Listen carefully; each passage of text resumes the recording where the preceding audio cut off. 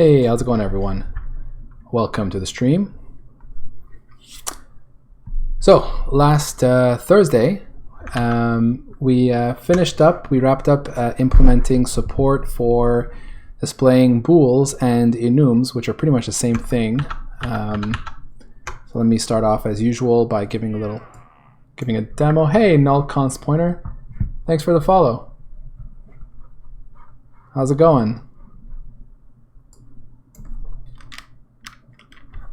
I think that's the first time I get a follow within a minute of my going live.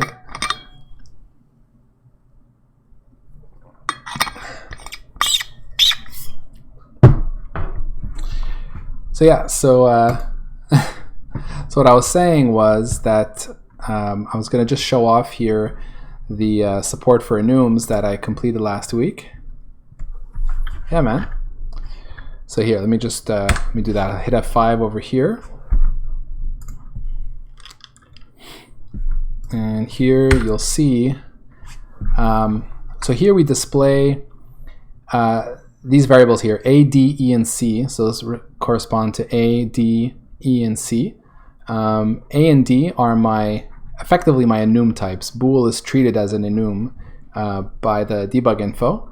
So one thing I added, by the way, since last week's stream is I decided to show the value.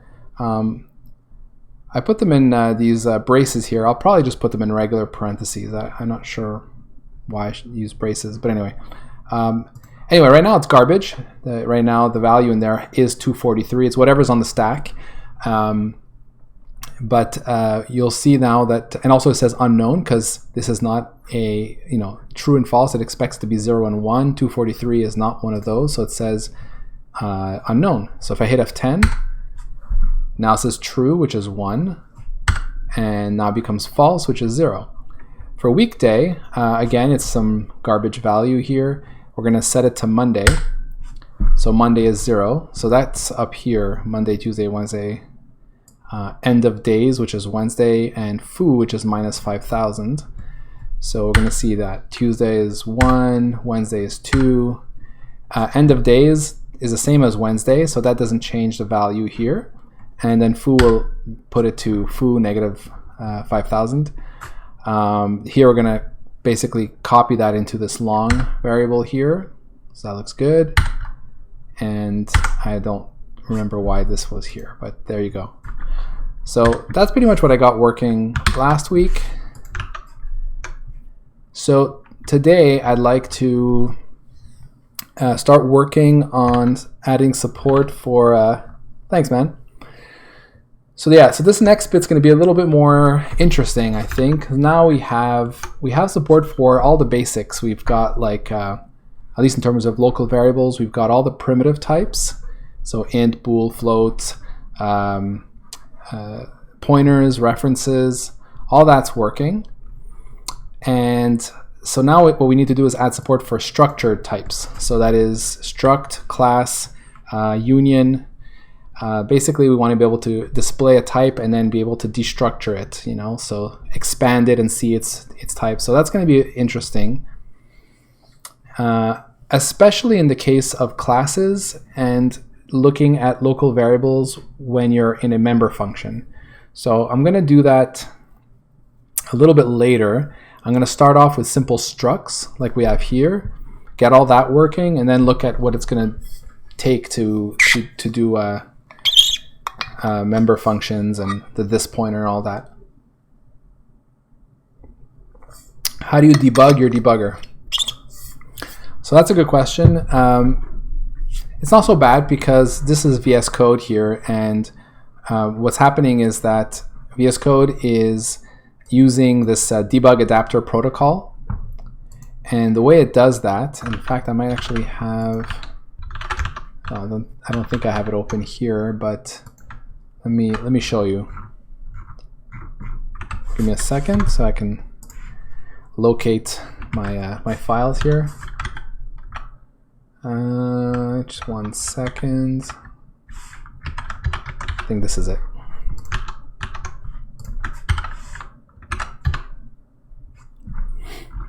So basically, when you're at extensions for VS Code, you just need to create this file, this JSON file called package.json, and you put in the .VS Code extensions folder. So when you install extensions in VS Code, that's basically what it's doing. It's copying files into a folder with the name that you give it. And the most important file is this one file, package.json. It describes the extension. And the key here is that we basically launch my emulator here. So this is all hard coded right now. Of course, eventually it's going to be packaged up with the emulator's executable. But for now, as I develop this, it's invoking specifically the build that I'm compiling in Visual Studio here at exactly this location.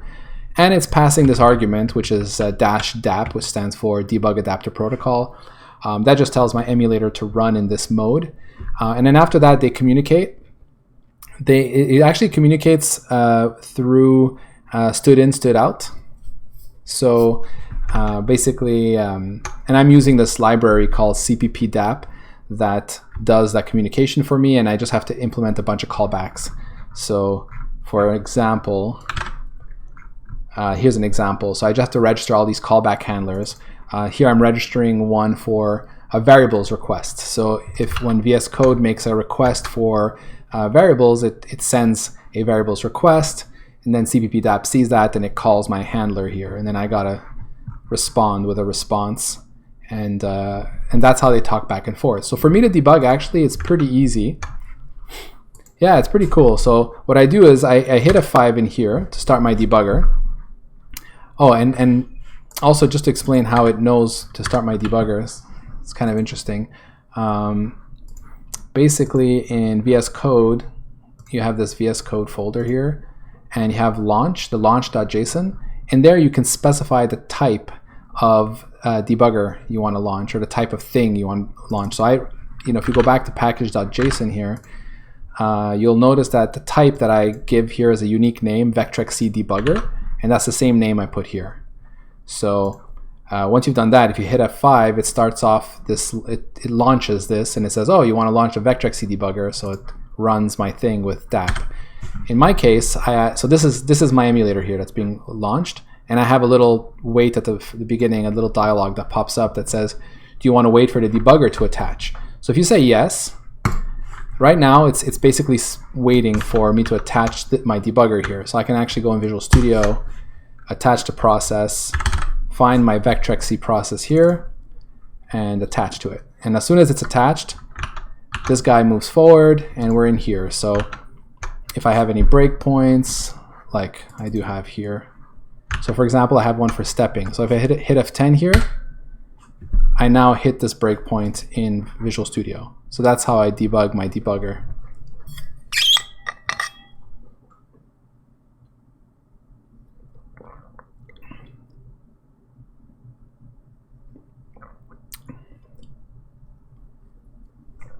Yeah, it's pretty cool. Thanks. I'm super thirsty. All right, so let me see now. All right, so what's next is this. Let's take a look at this here. I'm gonna simplify like I always do. I like to start off with nice and simple. Basically, I've just been like building out examples here. So what I want to do now is support structures. So let's start with something nice and simple, just a struct with 3 fields. I think I actually had this up here. Yeah, something similar to that. And I want to be able to display just a structure like this and then add values to it, like,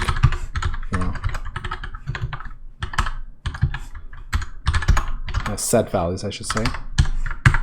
And that's it, right? Let's just do that.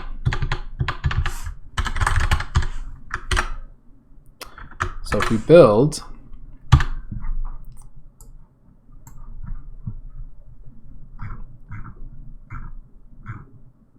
all right. Okay, so this is the debug info that got generated. And what we're looking for is this over here. So here at line 59, we have the stabs information for the structure.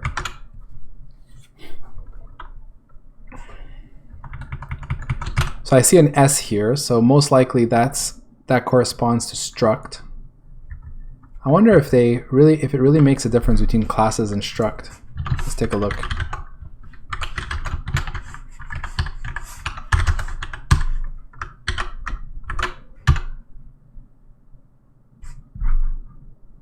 Okay, it doesn't look like it does, which is what I expected.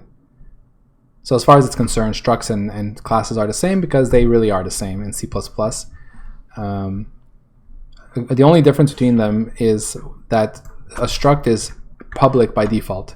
So it's this public here is implicit. And hey, no problem, null const pointer. And then the private is implicit for bar. And also for derivation, if you derive from another class here, it's public implicitly for structs and private for classes. And that's the only difference. In C++, you can add data members to structs. You can the same things you can do with a class. Hey, what's up, Pyro? How you doing?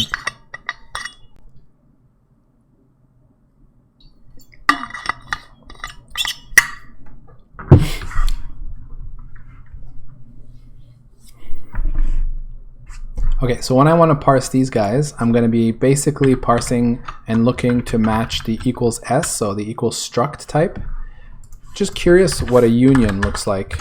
I'm guessing a union has to have a different identifier, probably a U.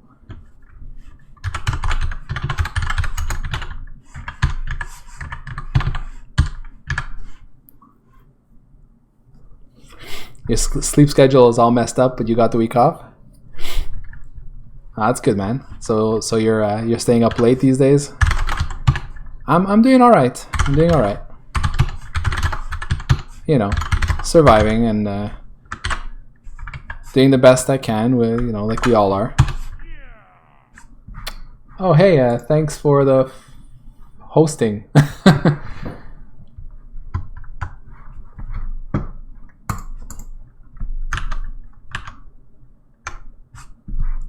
Yeah, so yeah, sorry, I wanted to build this and take a look. So here you go, my union. Yeah, sure enough, it's got a U. Because I think structs and unions, parsing them is going to be very, very similar.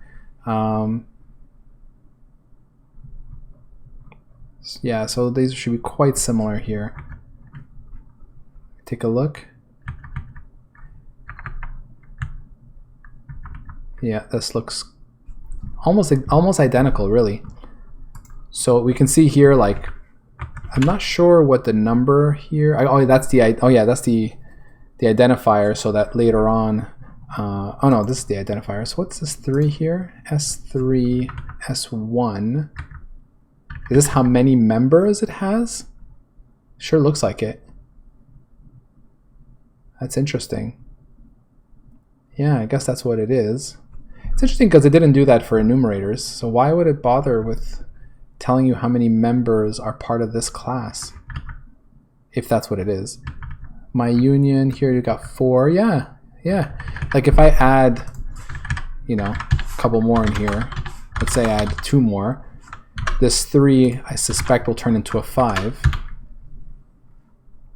And exactly what it does. Huh. You sleep all day and you stay up all night? Yeah. I guess that works out for me, right? Because you're now actually awake during my stream.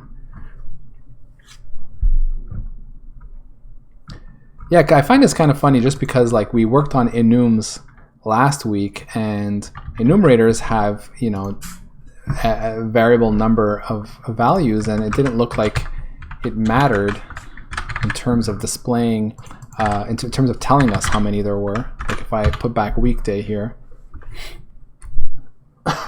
excuse me.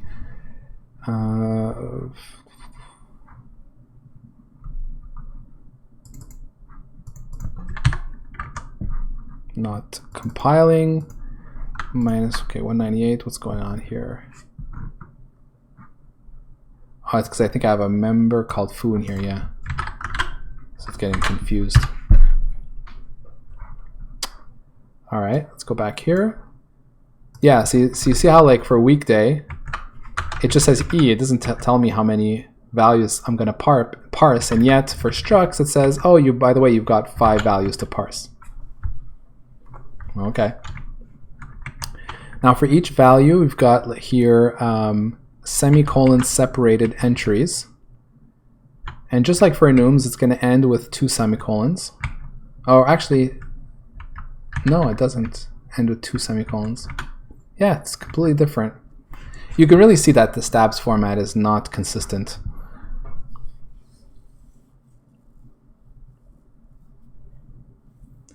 Oh, it is not that advanced, honestly. I think it just looks advanced, but it's text parsing.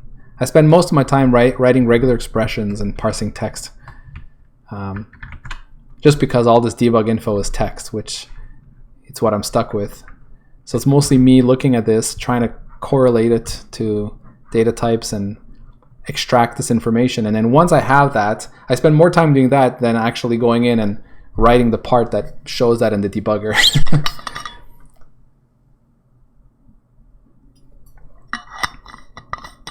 Maybe that's not entirely true, but it's becoming more and more true as I suppose the infrastructure for the debugger is being fleshed out.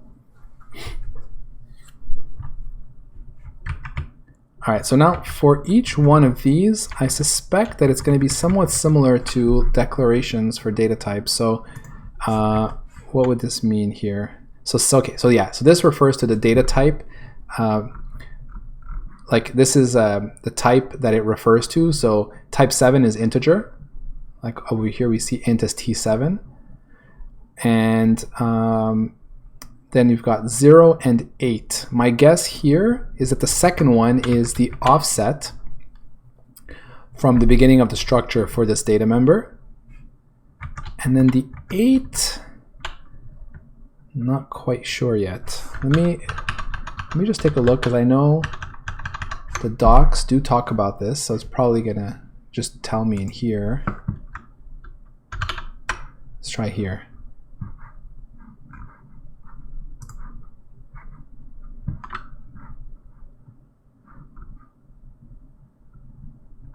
Aggregate types. Ah, yes, arrays. I suppose I should do arrays before. Okay, anyways, I'll keep going with my types, with structs and all that. But eventually we'll want to do arrays, and arrays is actually probably the more basic than structs. But it's okay. We'll do arrays later. It doesn't really matter. So this is aggregate types. So structures, I suppose. Yes.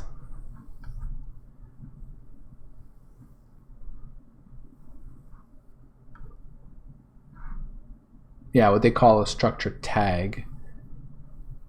Oh yeah, and they even show here. That's pretty clever, doing the whole self-referential type in here.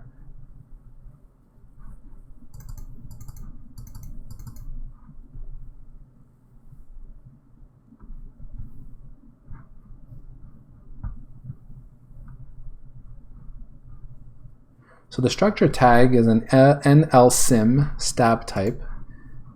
That's the 128 we see here. Because like the enum, the symbol is file scope. Like the enum, the symbol descriptor is T for enumeration, struct or tag type.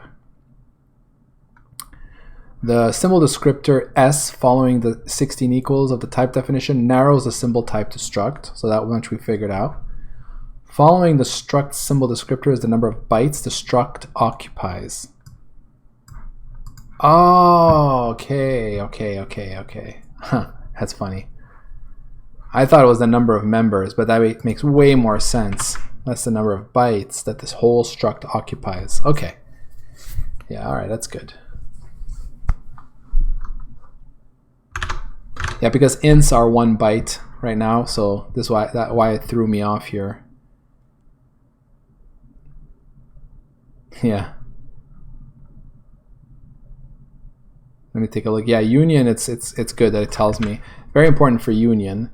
Also for struct because of padding, right? So because a struct can have padding in between its members, it's important to know the total size. Although I can reason about it with the offsets and sizes of each member. So I suppose I would need to know in case the last member has padding afterwards, though that's probably not common.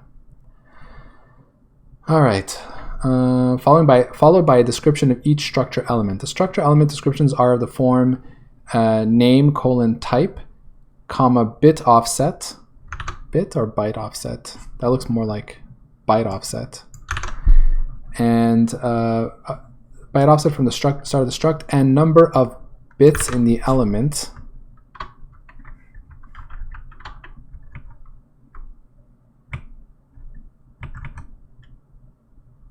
Yeah, so I actually think this is bytes and this is bits.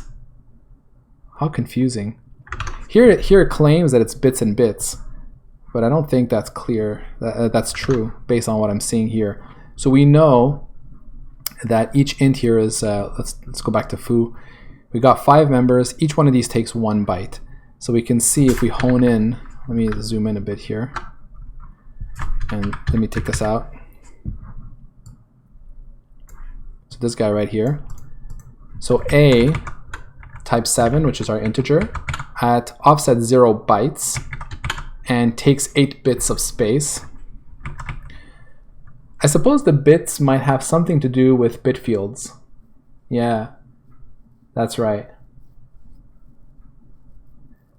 For sure it has to do with bit fields. It's that thing, you know, how you can do this. Like I can say this is 6 and this is 4, like that, right? So, well, that's actually kind of odd doing it that way, seeing as it's more like 6 and 2. There we go. Because this is 1, let's say these two occupy 1 byte now. If I build, this is why they show it to us in bits for the amount of space it takes. So let me try that again. If we hone in on this guy. So again, A is a type integer, 0 byte offset, 8 bits wide. Then B, also an integer. It's at offset, oh, it is in bits. Okay, never mind. So it's 8 bits offset from that. Yeah, that's the valid syntax. That's how you do bit fields. So 8 bits away, and it takes up 8 bits of space.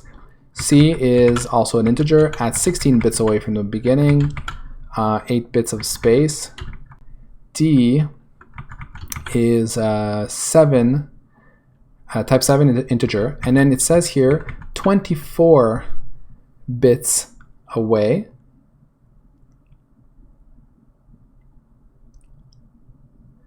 So what you're referring to, null const pointer, is being able to initialize your members, right? So that's a C++ 11 feature. I'm stuck with C++ 03 here, which actually is, I guess, in a way kind of easier for me. But this is not initializing the value. This is describing what's called a bit field. So this D here is actually 6 bits wide, and E is 2 bits wide.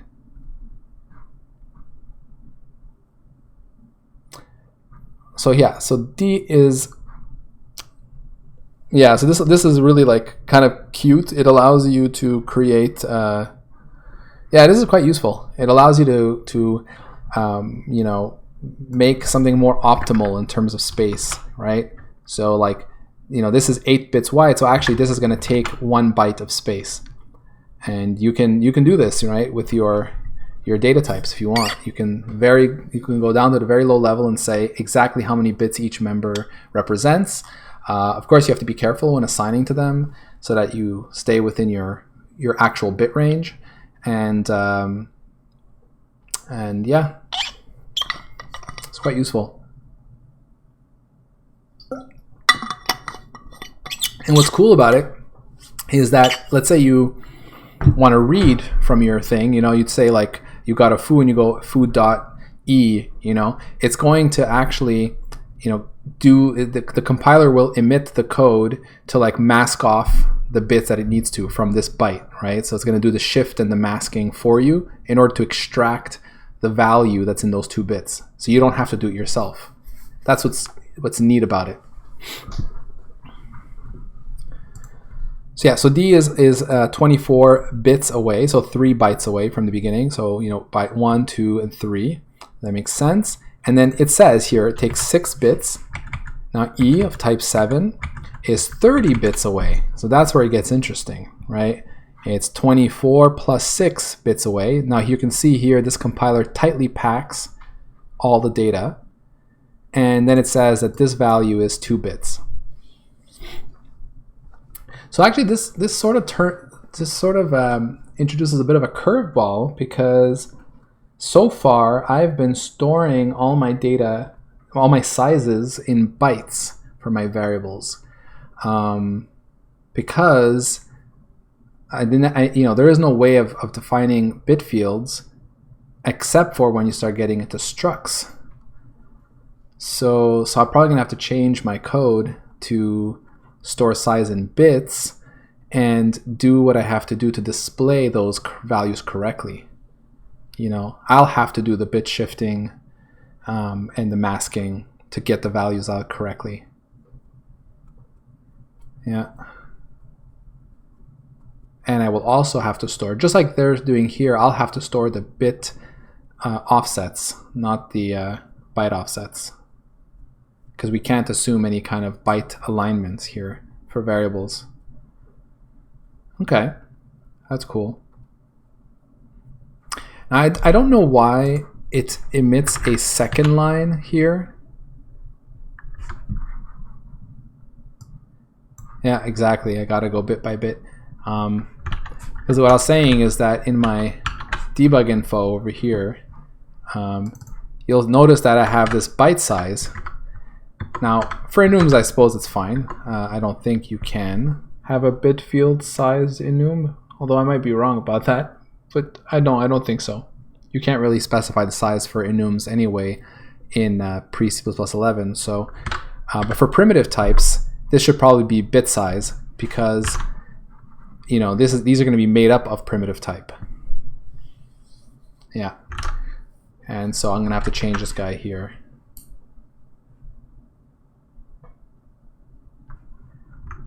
All right.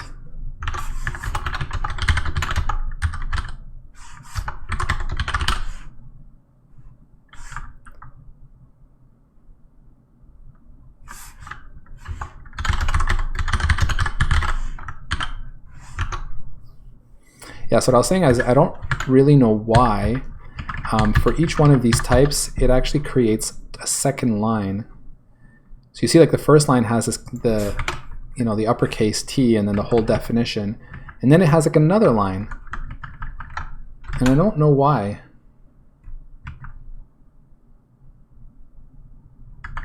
I first I thought it was that whole idea of the tag. So what do they do here?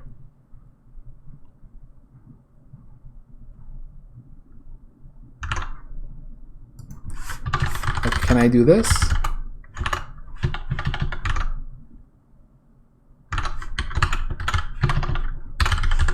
Will that change anything?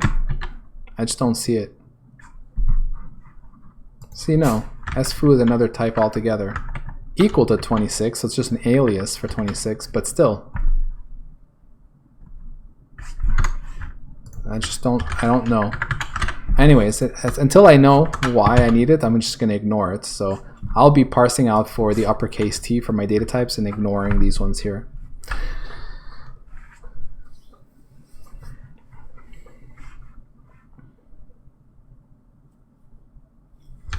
Would I still use size T? I think so. Yeah, I would still use size T. I mean, it's certainly larger than I would need, but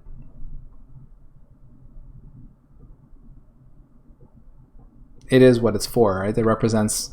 It's the largest possible unsigned type that I can store for this kind of thing, and I guess ostensibly someone could create a bit field with a size that's as large as that, but no one ever does that because reasons.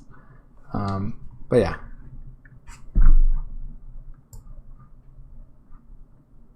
Okay, so I guess we'll start with that, the bit size thing. So let's do this. We'll just replace bit size here, and then we'll go fix all the compilation errors. Whoops.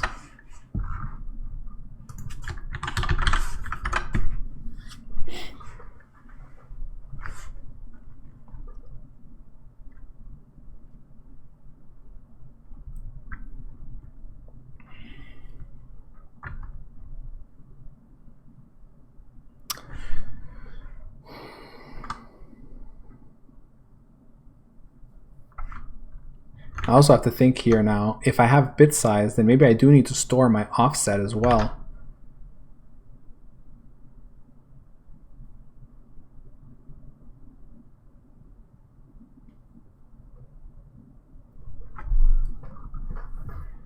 No, okay, actually that comes from the variable. Interesting.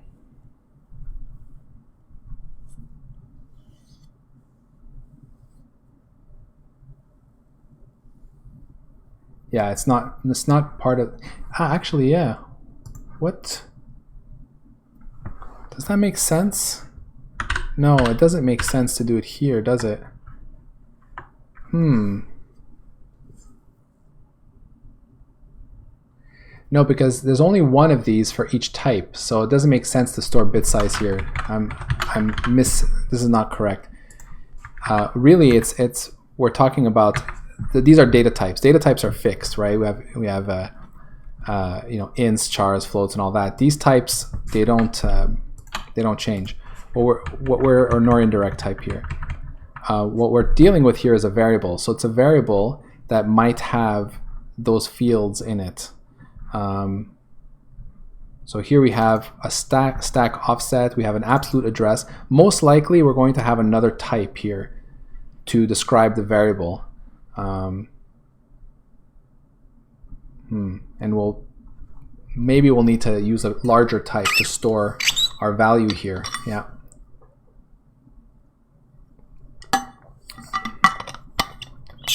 Exactly. So you see how this says location? So for a variable, we describe its location.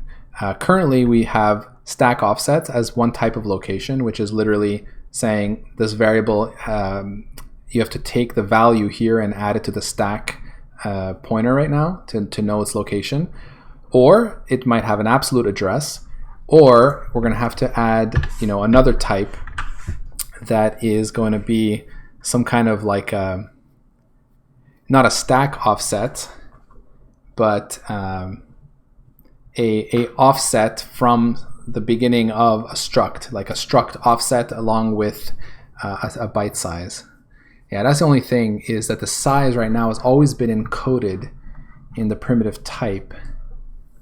So I'm going to have to extract more information about size from the variable. Offset and size, both of those things.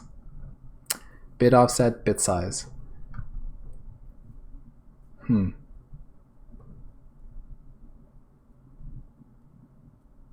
So you know what? Maybe what we'll do is, to keep things simple to start, let's not worry about bit fields just yet, and we'll do that as after we've got everything working without bit fields, we'll do the incremental change for bit fields. I think that's the right way to go about this. I don't think it'll be that much harder to do once we have something working, because right now what I'm still not seeing is even just computing like the offset from the beginning of the struct and doing all that work.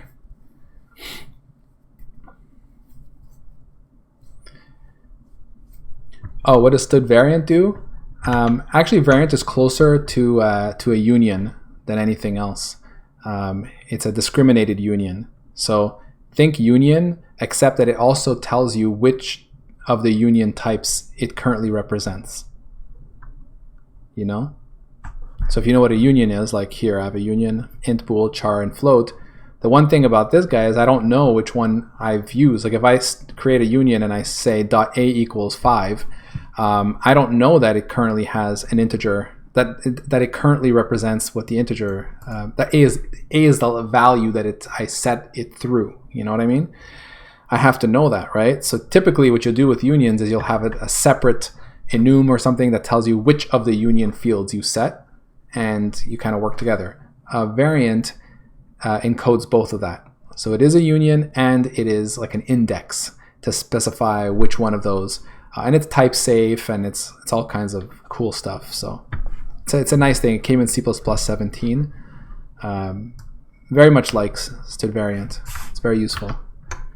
So in my case, I'm using variant here to say this instance of a variable, it has a location for this variable, and it tells you it's either a stack offset or it's an absolute address. But not only that, if it is a stack offset, then well, in this case it's a UN16T, so it's just a value for the offset, and then here it happens to be the same type for the absolute address, but it could have been another type, right?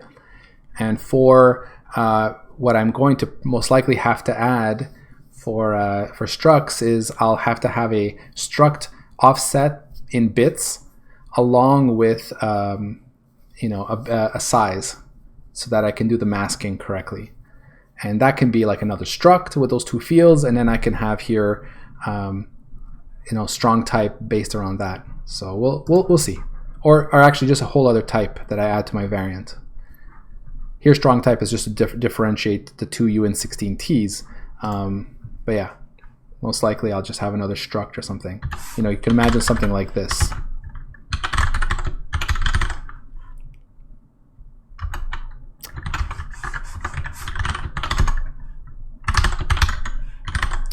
So bit offset and bit size.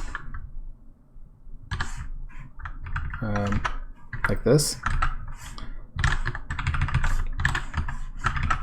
And then here I can just add struct offset.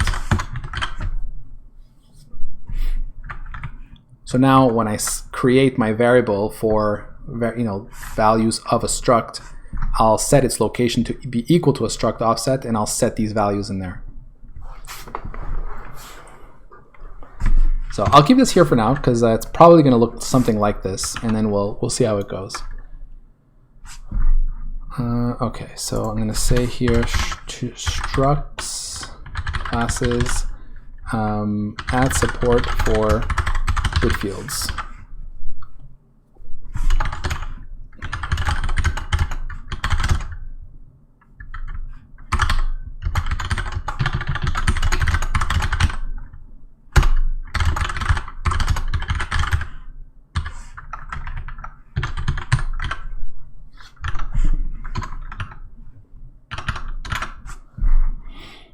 All right, so let's start off with our usual. So this is another LSIM match, like we did for pointers, like we did for enums. So it's probably going to be very similar, actually, to this here.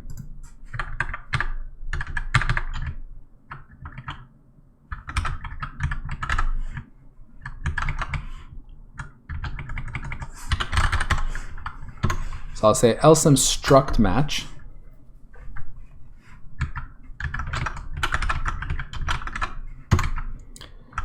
So as usual, we're going to want to write a regex to match this. So let's start with something like this.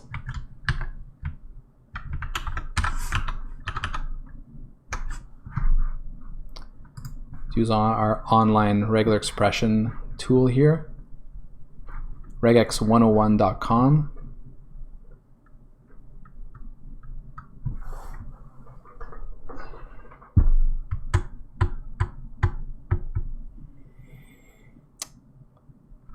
Not sure why this is taking so long. Oh, okay, let's just use this one here.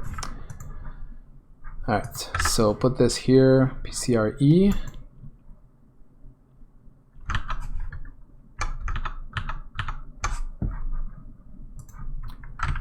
So let me grab what's in between the quotes here. So that's one. Yeah. All right, so what are we going to look for here? So we're going to grab the first thing up to the colon. We're going to match capital T, then our number equals to S, and then the rest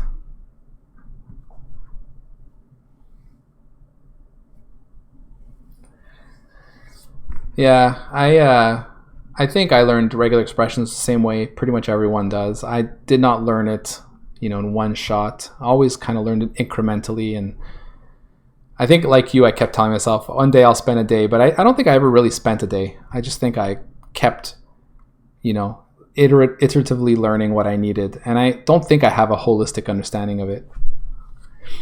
I probably should do what you're saying as well. I have still just enough, probably just enough to be dangerous, right?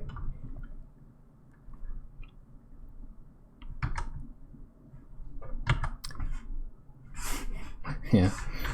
Okay, so I need to match another number here because that's going to be our size. So that's the 4. And then followed by, yeah, the rest is that with an, okay, with two semicolons, semicolons, like that. In fact, I should probably just match one of them, or two, whatever. And then what we would do is we grab this guy and we'd split it on semicolons, and then regex out the rest from those, or just split it across. Yeah, so much splitting.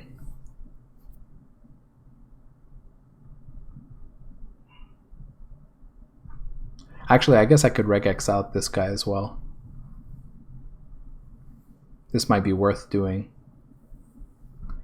Okay, so this would be the first one. So like I'm not good enough at regex to like come up with the sub match to extract everything I need here, in one shot. I'll end up probably doing 2 of them. I tried to do it last time for enums and I like totally failed. So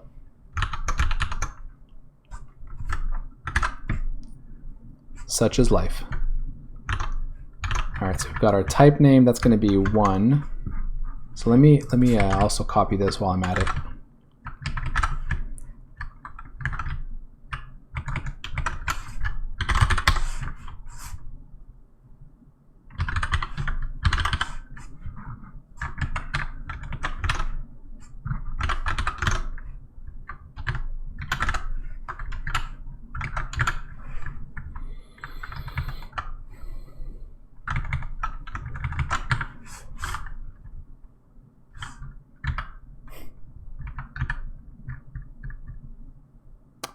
So 1 is the type name, 2 is the type definition number, so that's going to be the 26 here, and then equals to s. Okay, so we're going to add 3 is it's going to be total byte size or something.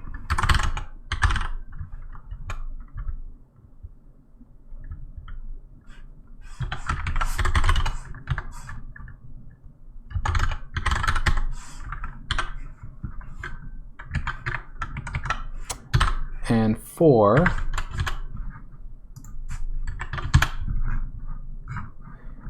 will be our values. And I said here comma separated key value pairs, sort of, right? It's not really comma separated, semicolon separated.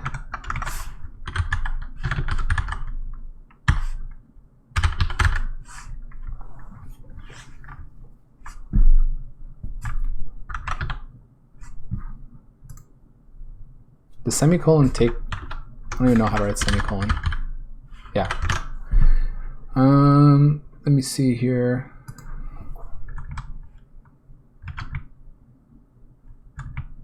So this part here.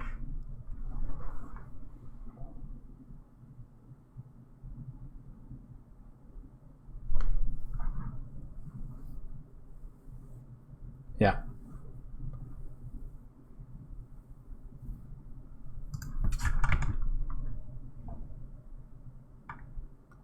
It's not really key values anyways. It's like var to. It's so annoying that I have to do this twice. Maybe I could be smart about it and try to get those values extracted as a separate match inside this match here myself.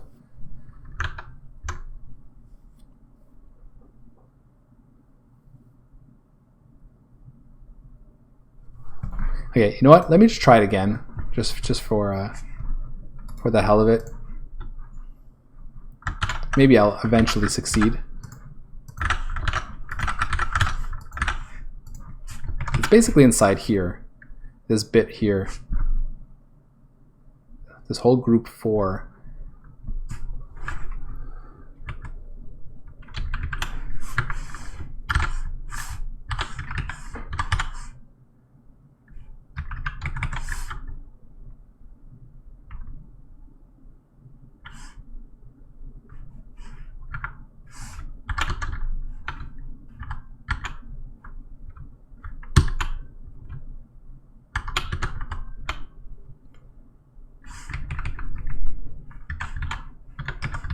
See, this is what I never got working.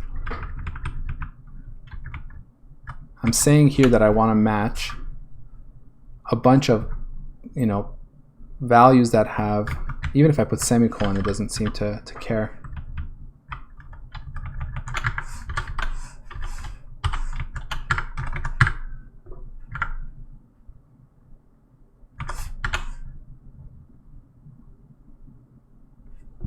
Okay, so that sort of worked.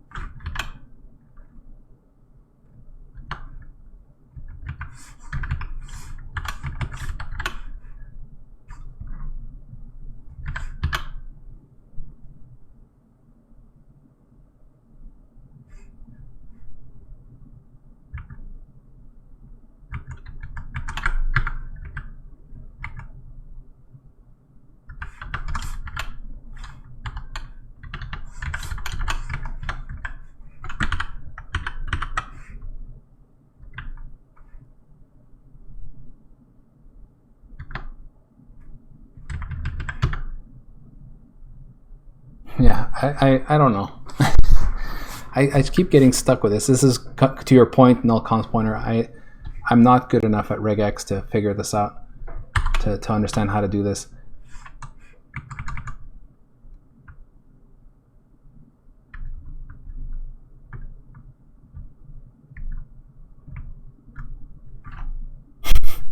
I got this.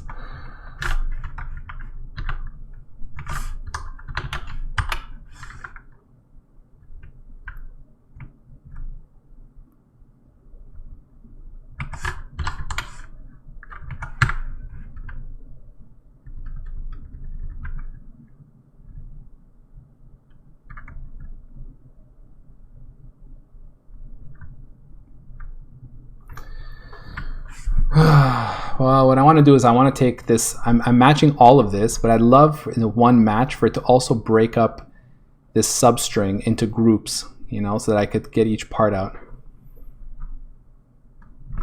But honestly, I don't even know if it's worth it at this point. It would be nice, but let me try and simplify my regex just to try and do it for that substring, and then maybe I can figure it out from there.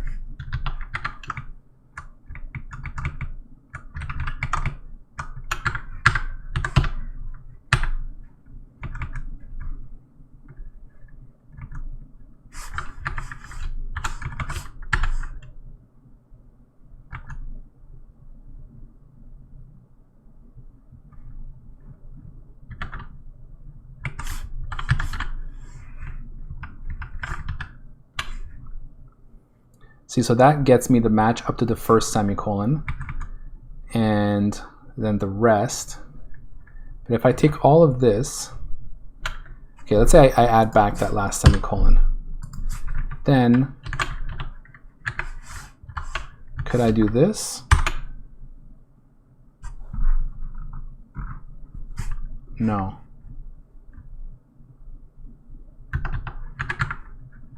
Oh, just like that.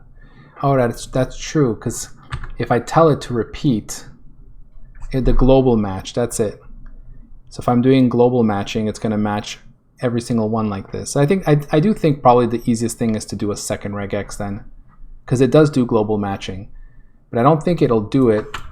Let me try. If I just took this and I put it in here,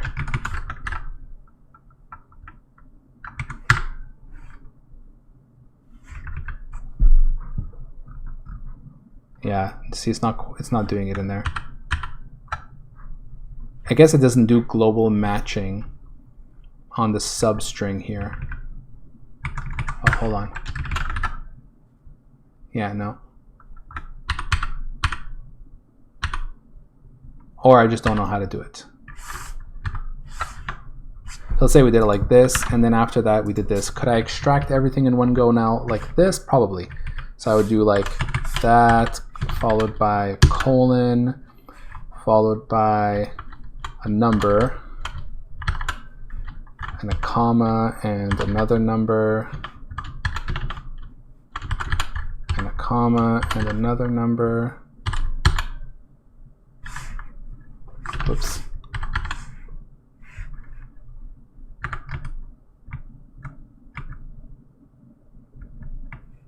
Comma, comma, number.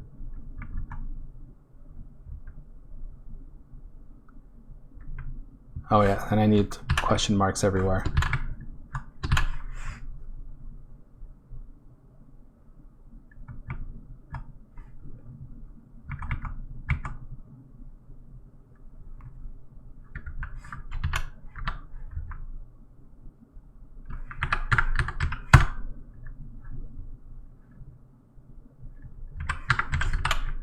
There we go.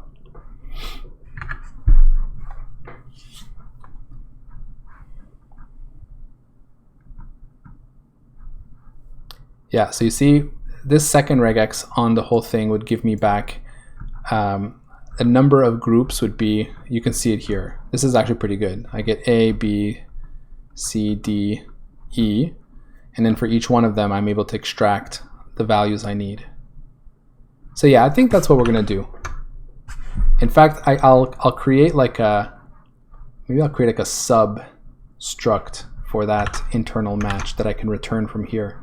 That could be kind of interesting.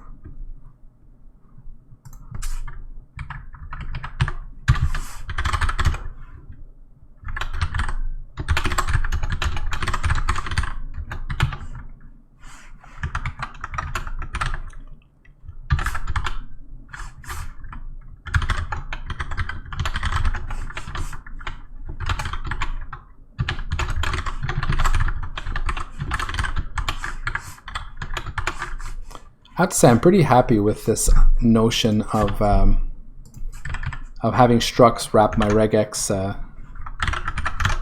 I find it really helps a lot to like reason about them and be able to use them.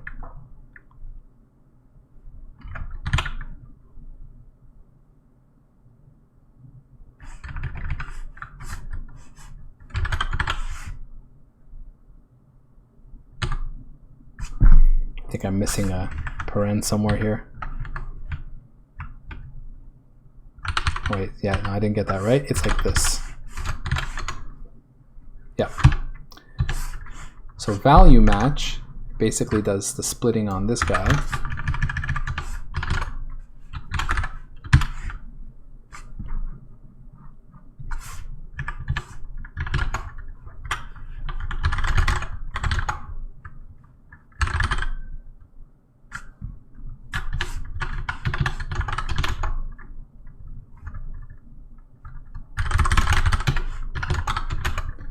So member name followed by type ref number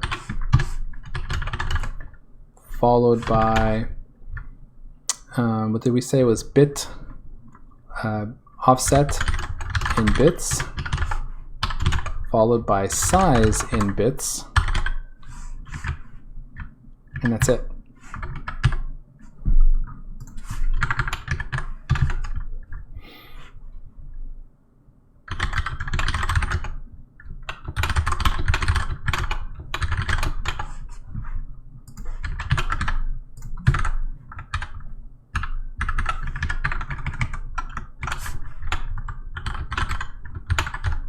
Is that what I call it? Type ref ID, I think.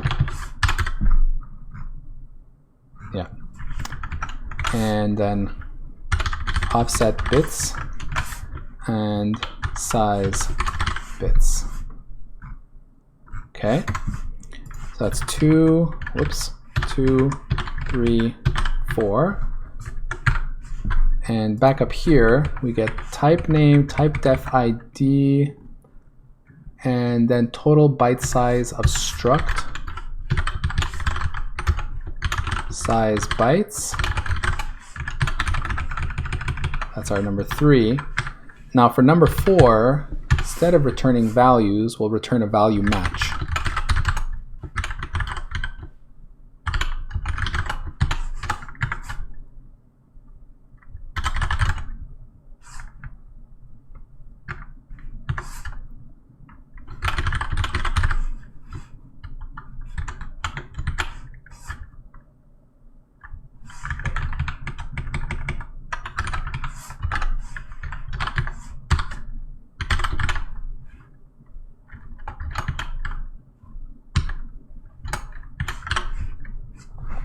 I think I need to move this up.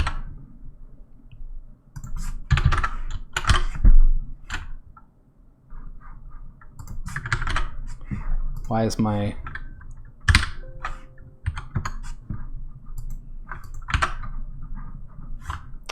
Hold on a second.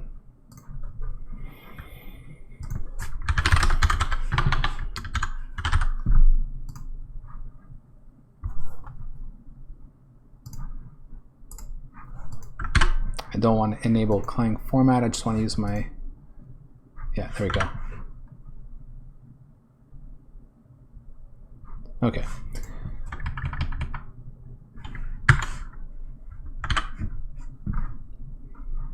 Yeah, it's a bit unfortunate. I wanted this defined below, not above it, but it's okay. So now out of an LSIM struct match, we can actually extract all the matches, including a value match for the values. That's pretty neat. So I've cascaded my regex like this.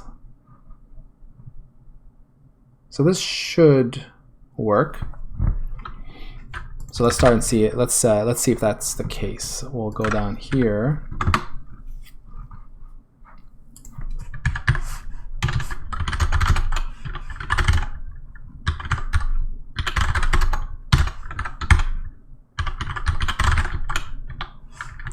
We'll just add another case for a LSIM struct match.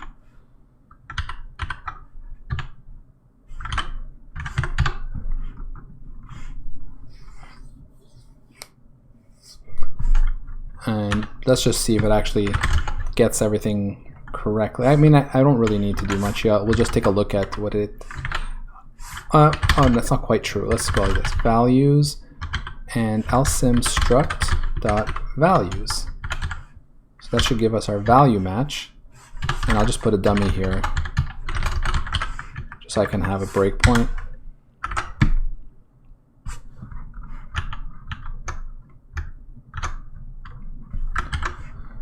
Let's see if this compiles, and let's see if we actually hit anything with our examples here. All right. So yeah, I got my struct in my class here. So let's just hit F5 and see what happens. Attach our debugger.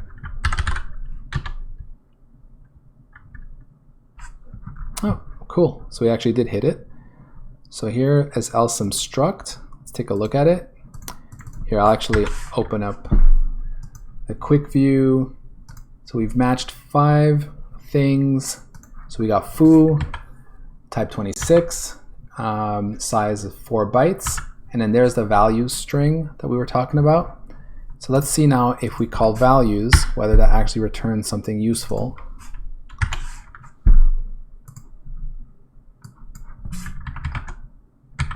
And there we go. Oh, not quite. So I think what's happening here is this one does not do the global matching. It only matched the first one. So either that's an option on the match, or I need to like wrap it in a .star or something like that. So basically it's behaving as though it's not global, which is here. See, global, all matches don't return after first match. And I think we can mess around with that. Where is that?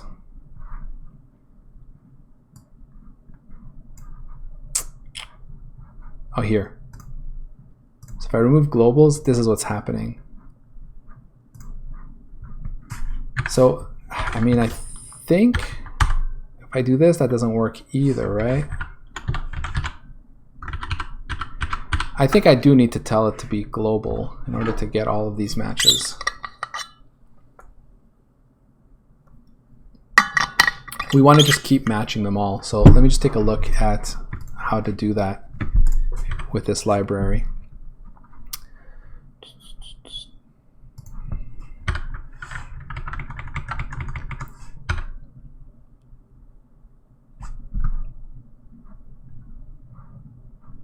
It's probably one of these types of matches. Match continuous, maybe? Matching and formatting rules. There's a whole bunch.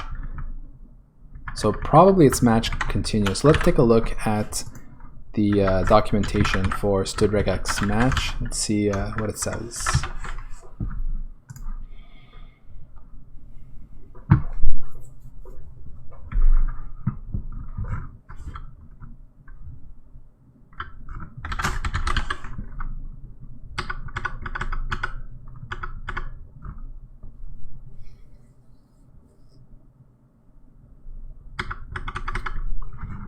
So flags. Okay, so it's not really giving me much here. So can I find out more about my flags here? Let's go in here. All right, so only match a subsequence that begins at first. Oh no, that's not really what I want.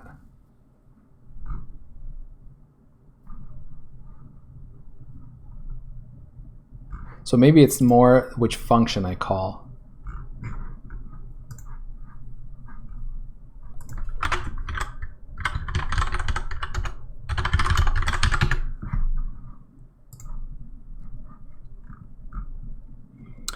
You should call regex search several times.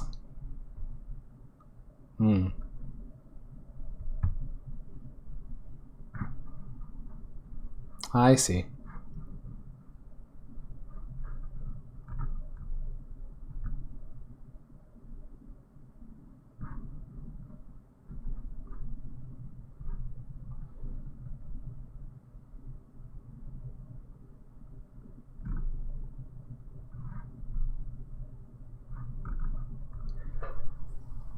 So that's unfortunate.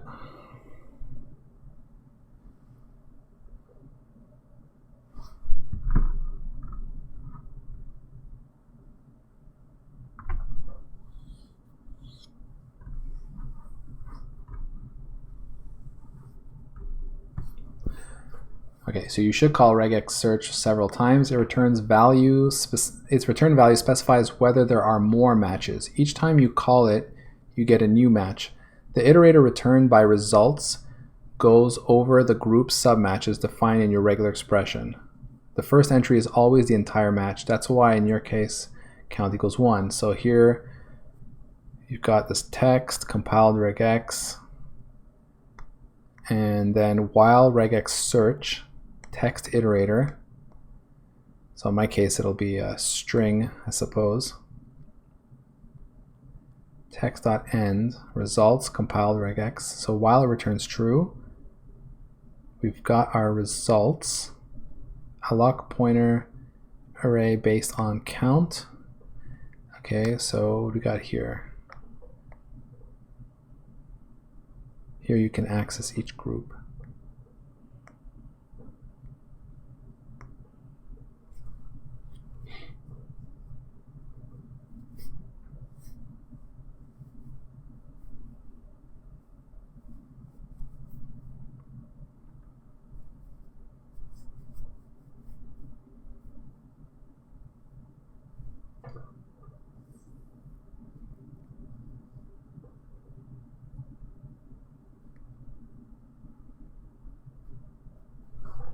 Doesn't really show. What is the type of results here?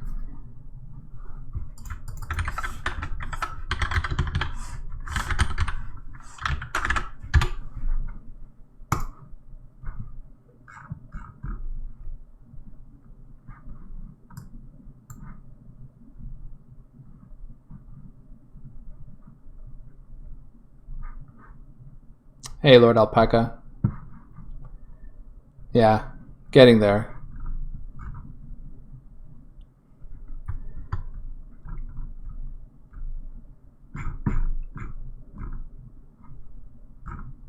I'm just going through my head of how much I want to do this or not. Oh, for the iterator.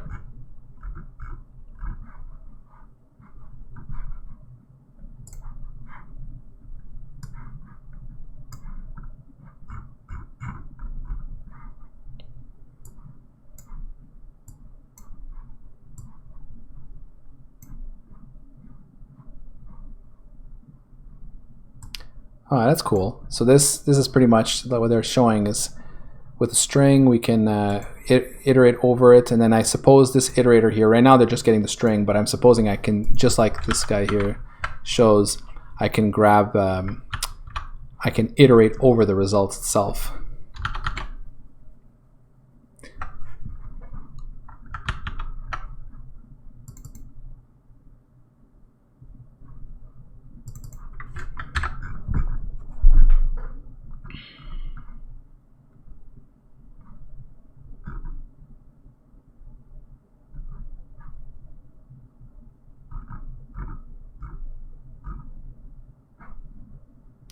Yes, but that's the thing, right? Actually, this here just seems to return only the substring, doesn't it?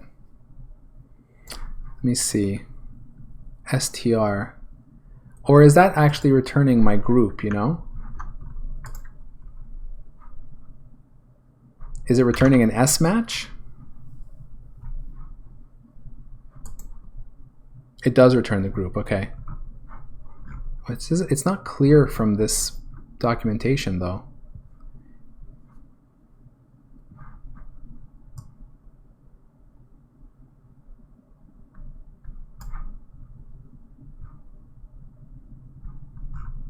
Yeah, no, I understand. But just looking here, yeah, so you're saying that RIT here is our regex iterator, and we call string on it, right? Where does it tell us the members of this guy? Oh, because this is the constructor, I see. No?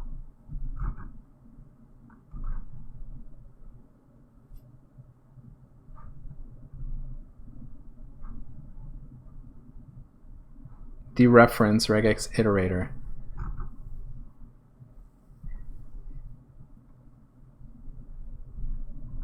Yeah, I could run it, it's true. I'll be honest with you, I don't really like the docs on c++.com. I much prefer the CBP reference, and this is part of the reason. I'm looking at iterator here. So here I don't see string.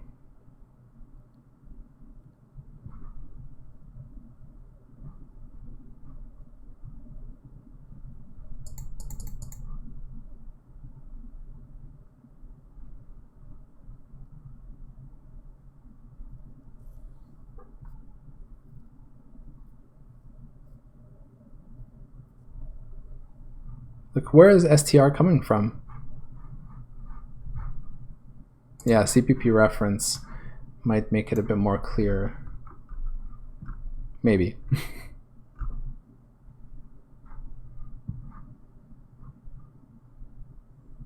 Okay, so that's it. If you dereference it, you get a match. So it is returning matches, but why doesn't it show that? Why doesn't it? Am I just missing it? Like, it doesn't seem to indicate that dereferencing it would return a match. You know? Not here. No, it was here. So if we go back up to the actual class, dereference it. So maybe here, value type. So it's whatever it refers to as usual. So yeah, I'm not, a regex iterator object keeps a match results object internally whose reference is returned by a call to this function. See, again, it doesn't say here, it just says value type, right? It's so unclear. Is it any better here?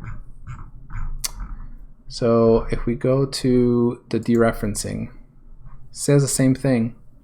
Extracts the current match results. Okay, well anyway, at least we know that that's where it's getting the match results. But I do find this example better because it destructures everything, you know what I mean? It shows us that we're getting a match out of the dereferencing operator here.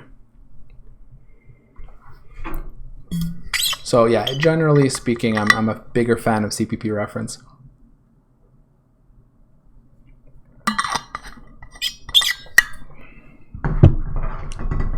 Okay, so now my question is, do I do this through match base or not? It was nice that I was handling it like that here.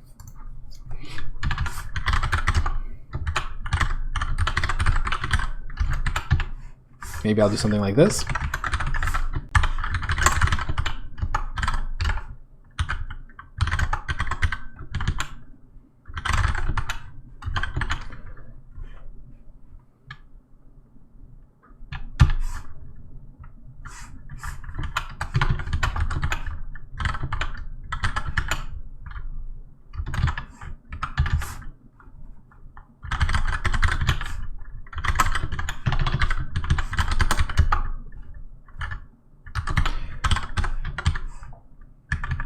I think I might have enough to go on right now.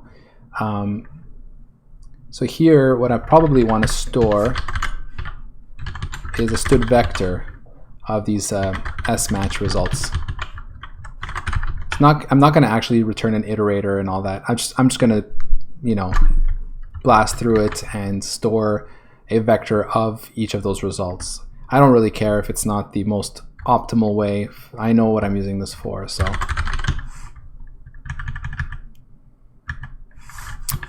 Okay, so the idea would be similar to what's being done here.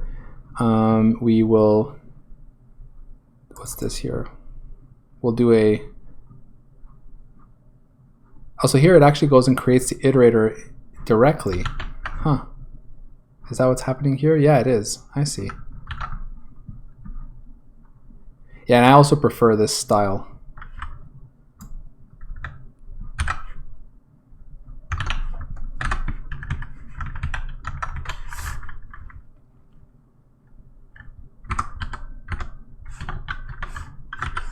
Okay, I'll just leave it like this for now.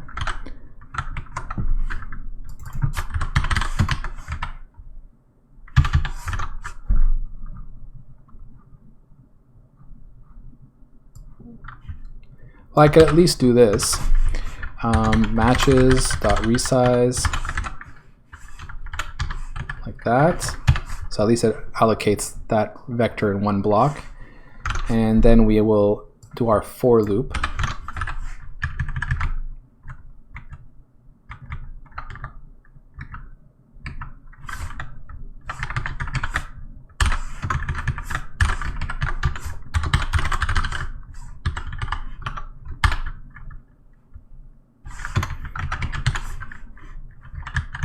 Oh, sorry, not resize. I wanted to do, what's it called? Reserve. So I can do pushback here.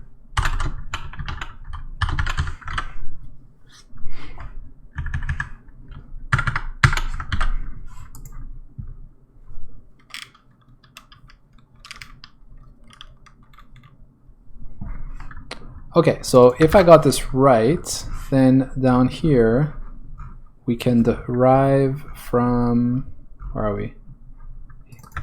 The multi-match base.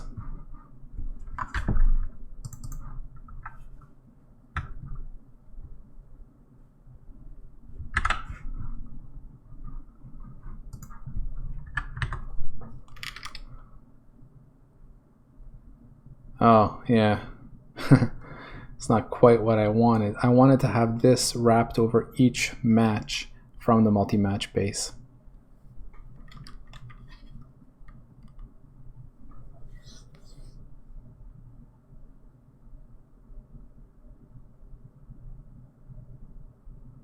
Okay.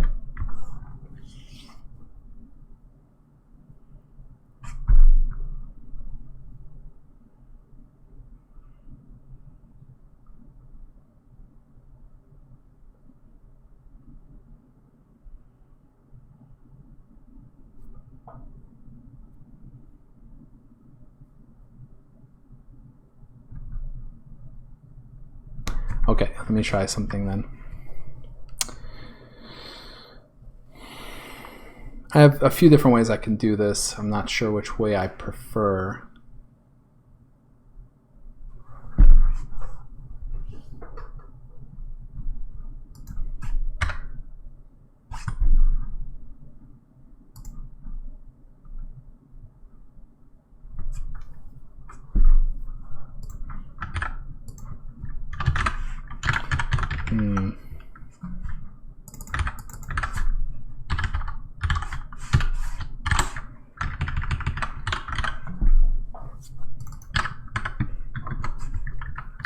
Choices. So if I do it like this, then I probably have to iterate and have a count and pass in an index and all that. Or I can wrap each match with a value match.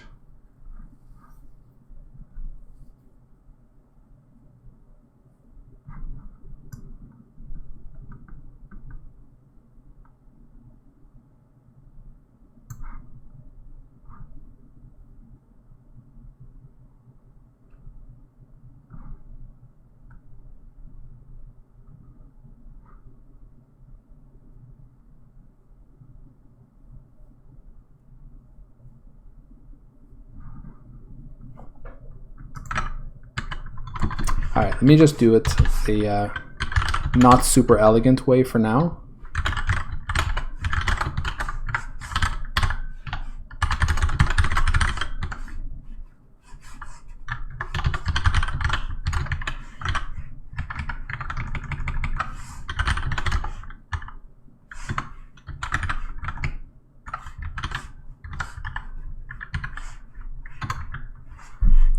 So something along the lines of this.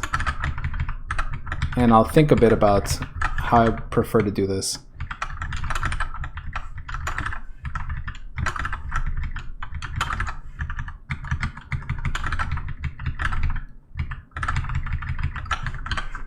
Okay.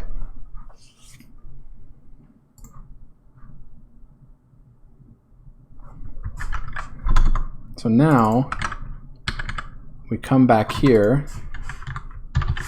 We will have, okay, let's see if this builds. And now we should be able to see our multi-match there.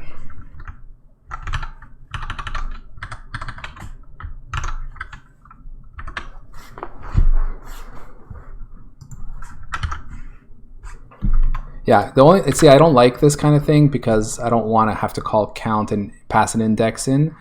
This is the simplest way right now, but what I probably would have to do is have values run this multi-match and then return itself like the vector of matches. So something a little bit different than what I'm doing here.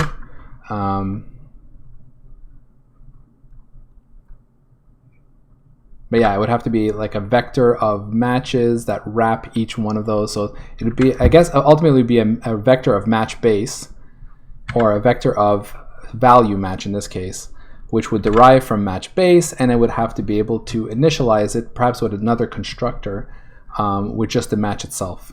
Something like that, which is not amazing. So maybe this is good enough for now, and we'll worry about it later. So this build, it looks like it did. Yeah. So I should be able, I think actually I can just hit F5 and debug this. The RST parsing, all that happens early on, so. All right, so here we are again. Let me just see if this works. So what does values look like? So it says matches 5, so that's a good sign. And there we go. So we've got A, B, C, D, and E. And for each of them, I can ostensibly access these members here. So here you go. So it's for 0, we've got A, 7, 0, and 8, B, 7, 8, 8, C, 7, 16, 8, and everything. So that looks good. So that's pretty good.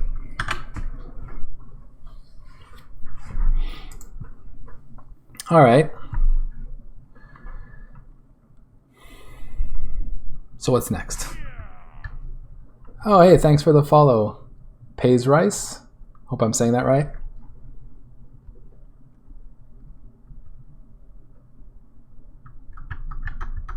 So now the next bit of all of this is trying to think. So let's say I've got this struct and I need a data type to represent this. And that's basically going to be a vector of type. And then for each one,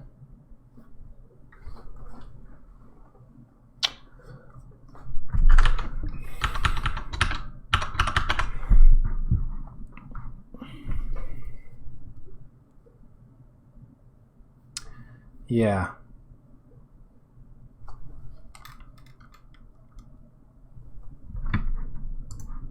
Yeah, maybe I'm not totally right about what I was saying earlier. It's starting to become a little bit more clear now.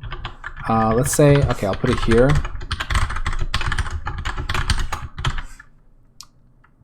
I'm going to keep calling it struct type, even though ultimately it'll also represent classes. I don't really think it'll make any difference. I don't think I'll want to make a difference, but I might. We'll see. I'm just thinking about vtable pointers and stuff, which I haven't dealt with yet. Yeah, that's another thing I'm going to have to look at, is vtable pointers.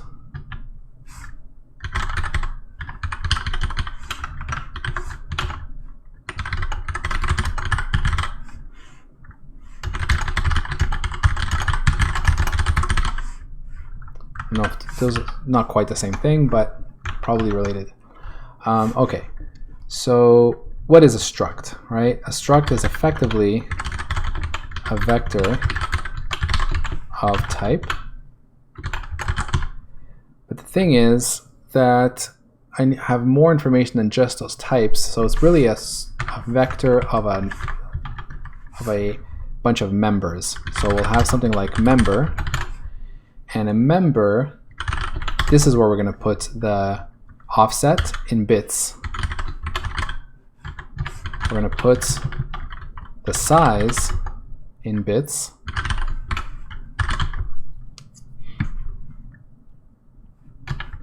We're going to put our shared pointer to the type.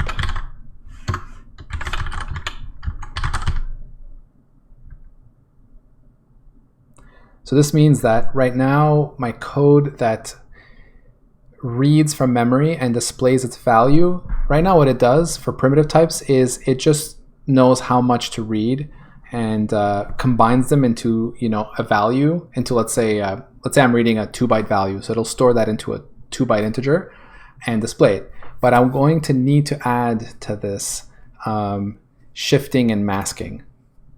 So I'll generalize that code so that we can do that for our struct members here.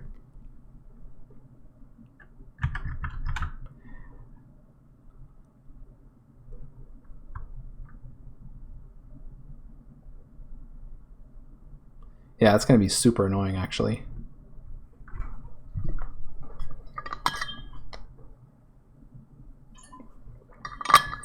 I guess what I'll have to do is probably read the entire struct into a buffer and then do my sub reads from offsets and size bits from there, like mem copy out into my aligned regular types.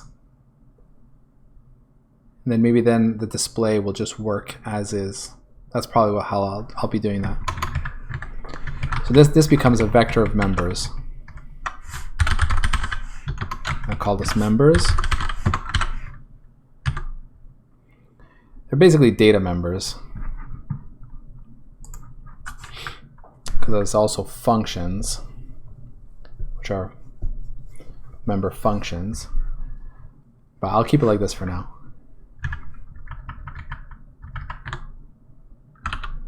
Okay, so now that I have that, we'll want to add a way to create these types.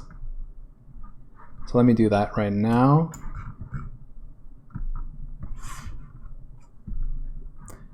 Okay, so you see over here I'm doing num bits, and That's funny. My iPhone thought I said, "Hey Siri."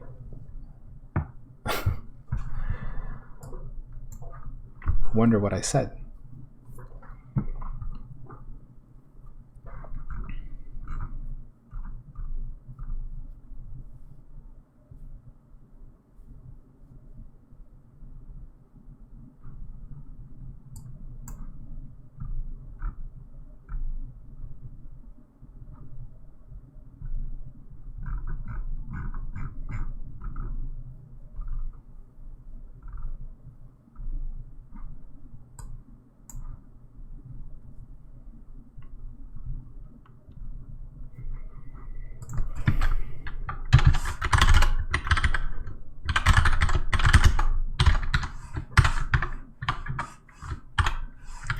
Alright, so it's going to be as usual. I'm going to need the type def ID and the type name. And of course, all these other bits here. Unfortunately, I'm going to need basically each member to be passed in, so it's a little bit more complicated. I wonder if I should just pass in that vector, or whether I should make another vector, which is a bit crap.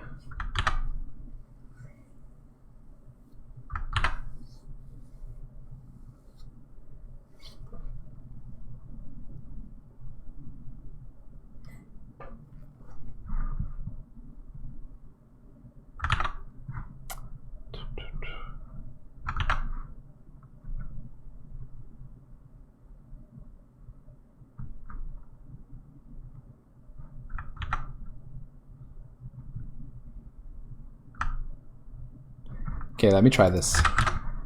We'll pass in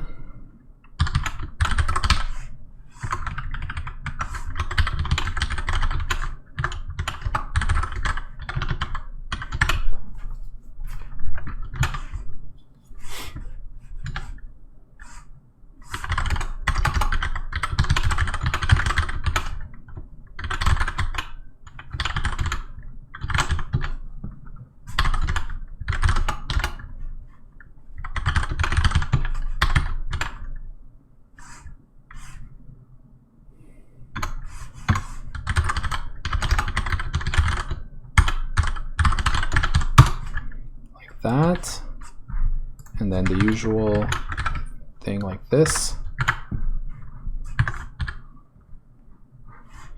So I am going to need to just build this members guy here.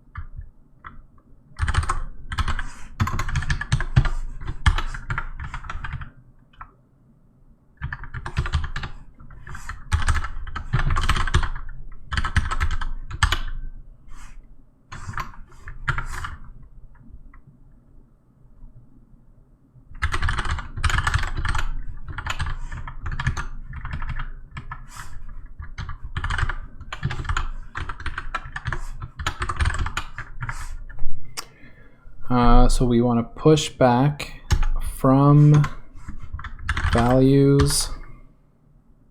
Actually, what am I doing? So what we want is, it's starting to get a bit messy here.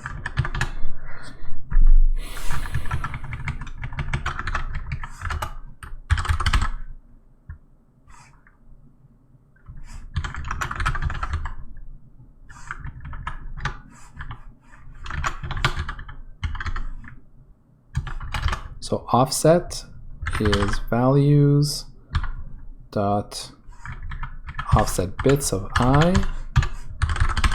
member dot size in bits. That is value, not values. So value.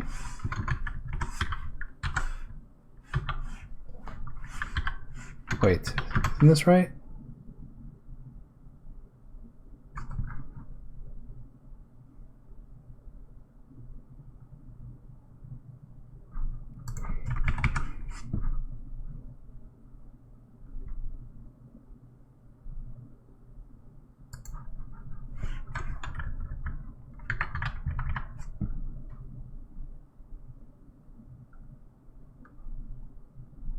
Oh, right.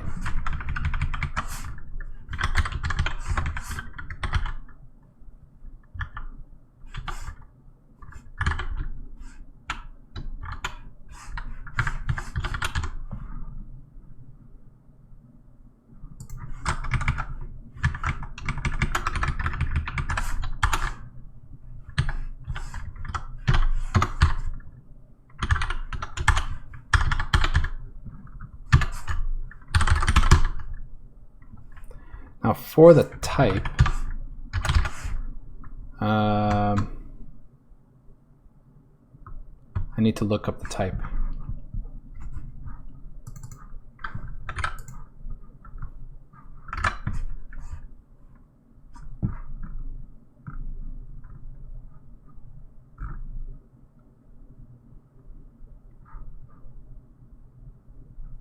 Did I look up types for anything else up till now? I guess I had to do it for indirect type, didn't I?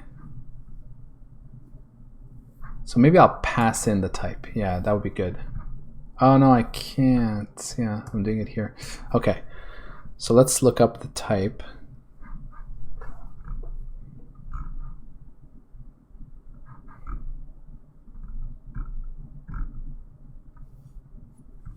Like this.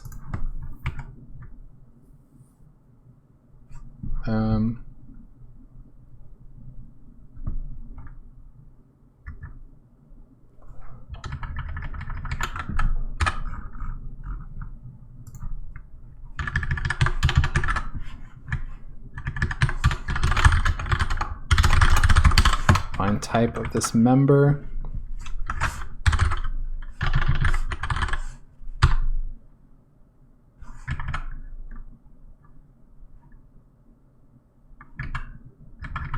Type ref ID.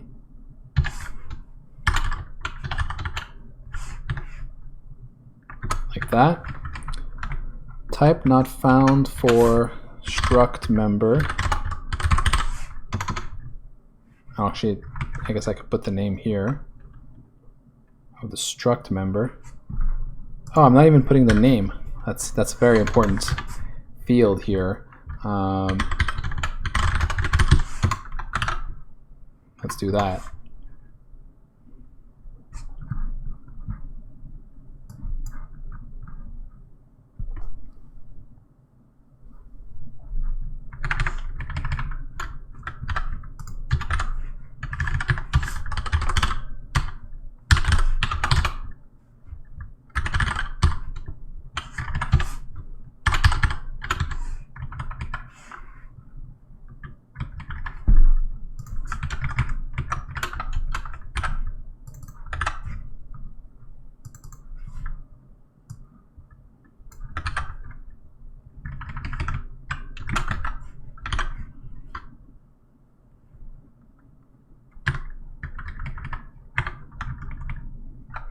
Otherwise, we have found our type right here.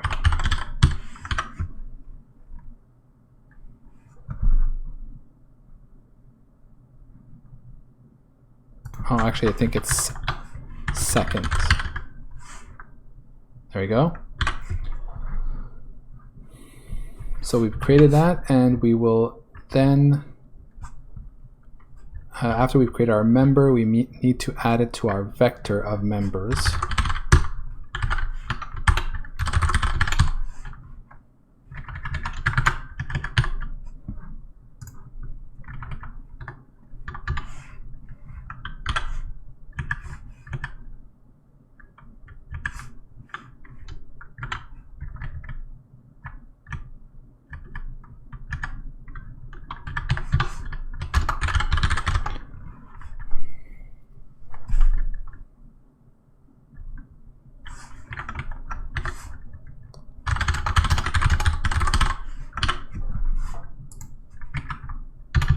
So now we can say add struct type.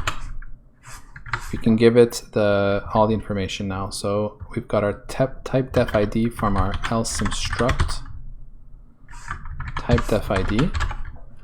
We've got the type name for the struct. We've got the members, which we can just move. I think that's it actually, right? Yep. So if I did this right, this should add new types for structs.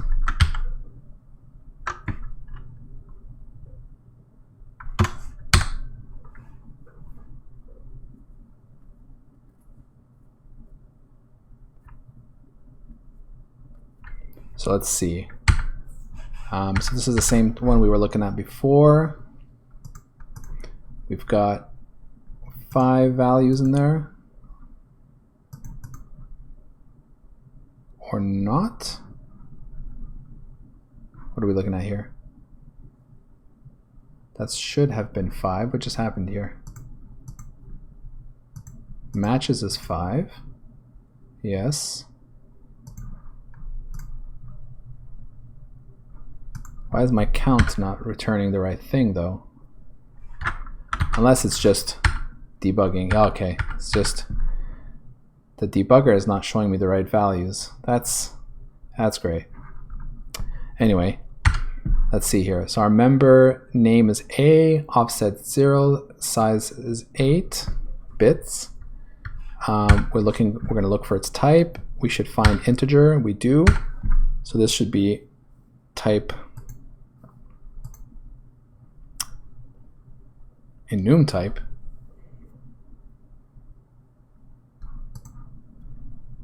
So that did not work. What the? 7. Yes.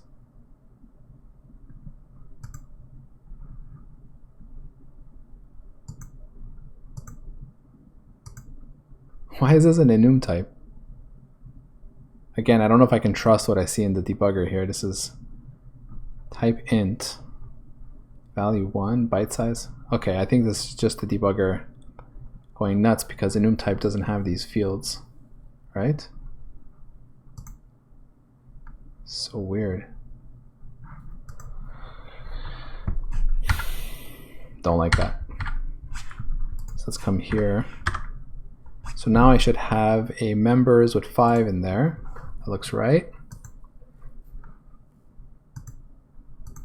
Still saying enum type. What's the deal with that? Should be a primitive type for integer.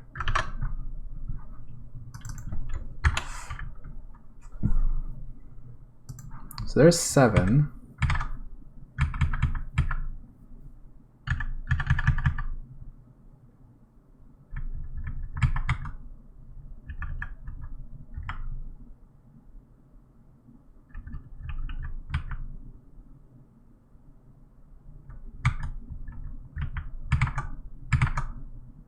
Yeah, it says enum type here. That's so odd.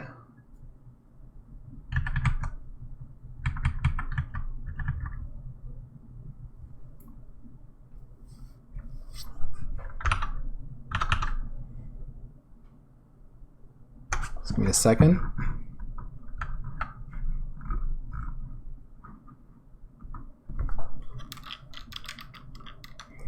So type 18 should be a float. It's also claiming to be an enum type.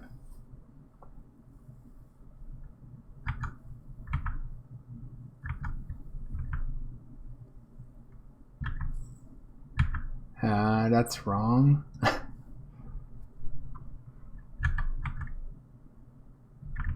Why is it doing this?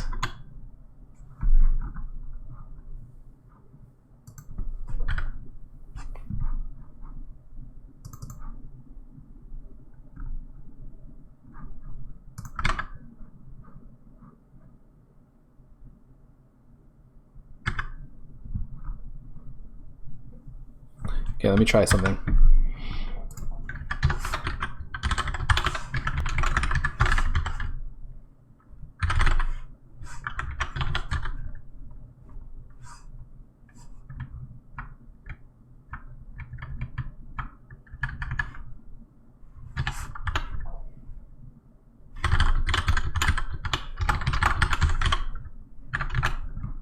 Just very curious if we're getting any, if we're overwriting any values.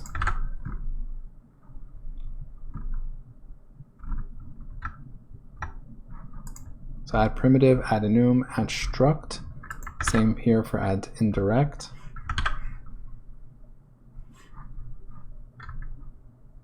Okay.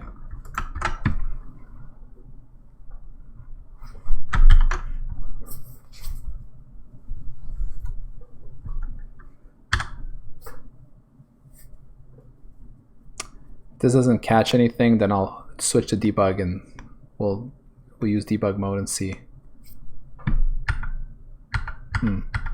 So far, looks like it's the same.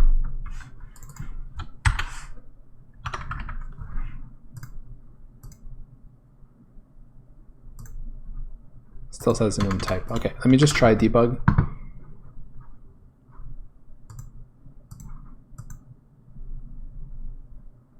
X64 debug.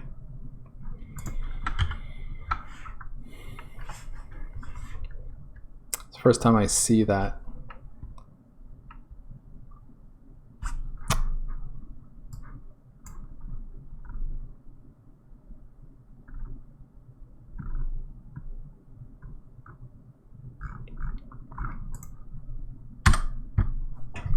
All right, this might take a bit of time. I'm just going to build my debug version first. Let's look at the progress.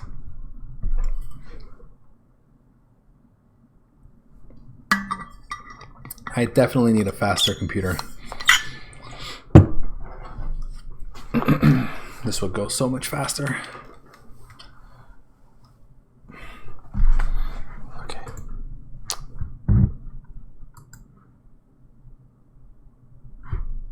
All right.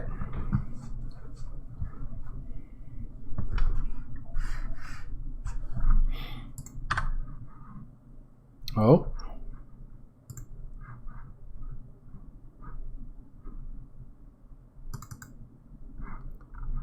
Okay, so I'm getting some kind of weird assertion here, but that's interesting.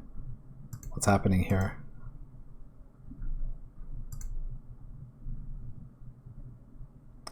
Offset bits is which one? It's match 3.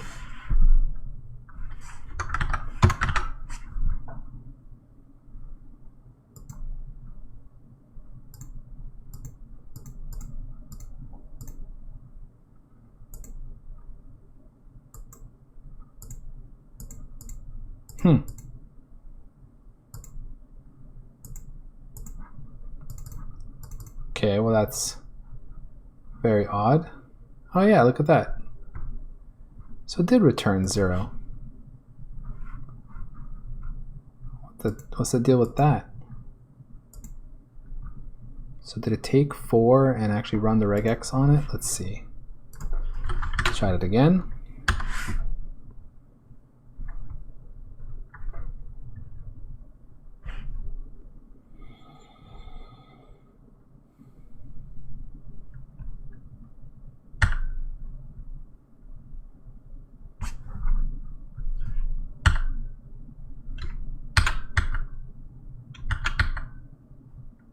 So here's my value match.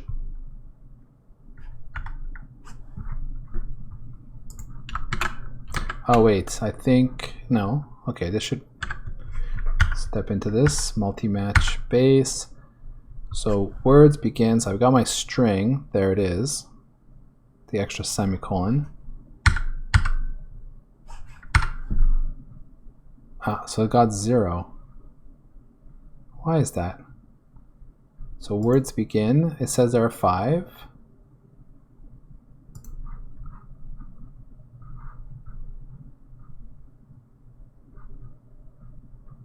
So did this distance function not return the number of elements? Because words begin says size 5, which is what we expect. So he's got match size 5. Or at least that's for the first match. Okay, so each match, right? And I'm guessing we're going to iterate 5 times here. So we did. Oh, sorry. So reserve doesn't resize. It just changes capacity. So I'm sure that did the right thing. So I have 5 here. There's 1. There's 2. There's 3. Okay, that looks good. So then that is stored in our local variable here. We come out here and we return value match by value, which returns a vector of those matches.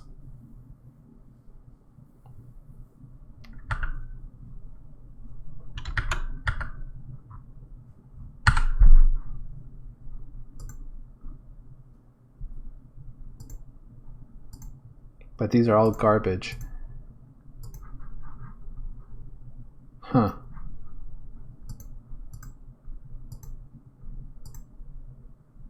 So it looks like it doesn't like returning this vector by value.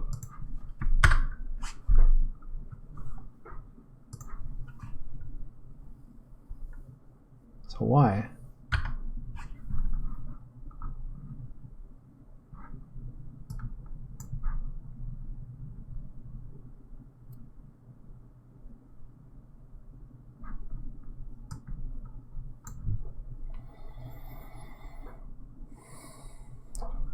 Clearly I can copy them.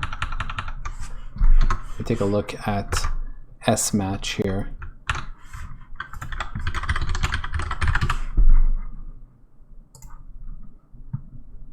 Can I get a CPP reference for that? No? All right, let's look here.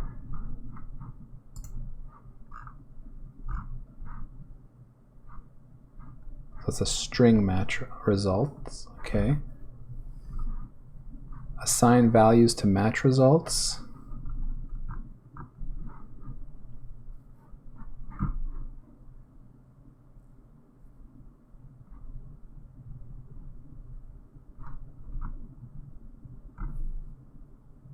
Does it support copy?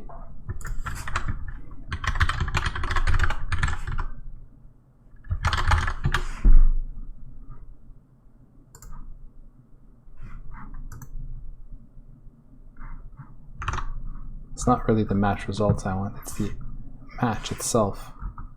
Okay, let's go take a look ourselves at the type here. Oh, okay, because it is of type match results, I see. So here's match results.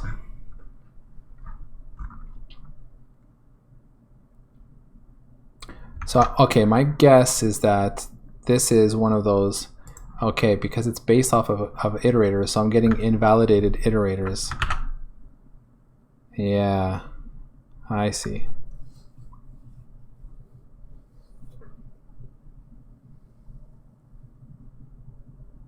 Is that why? Must be.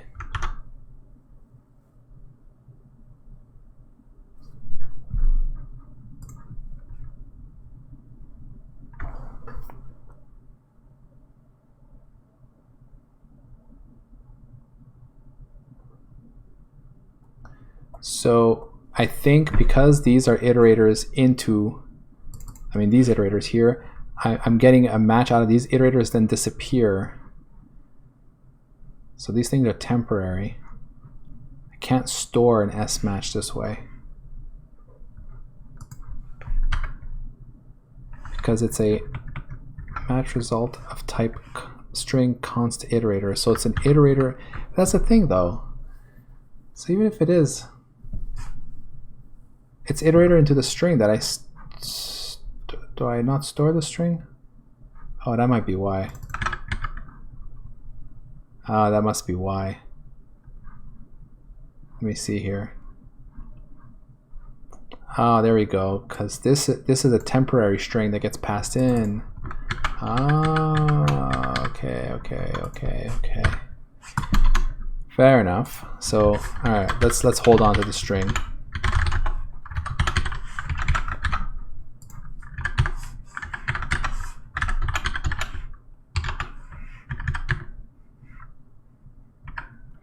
fact, we'll make it by value so that I can move it in. So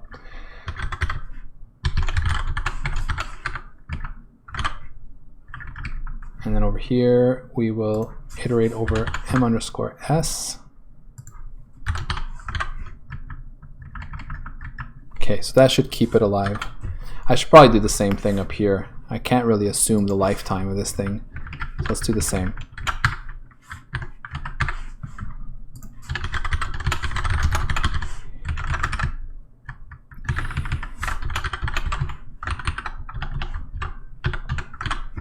I just got lucky because so far my matches, the string, it remains valid, but it's not guaranteed.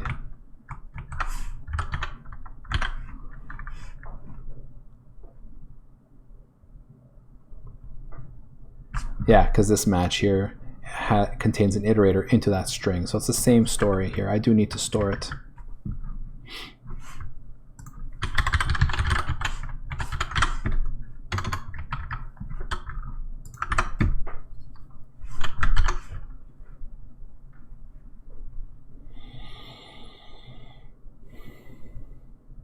See, this, what just happened here is exactly the kind of thing where, I mean, in debug it caught it there, but like the kind of thing that I know Rust would not have allowed.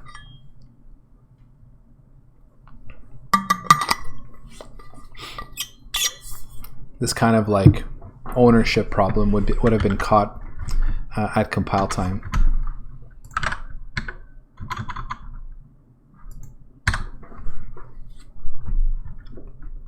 So let's just see if it works first before I jump to conclusions here, but I'm pretty sure that was the problem.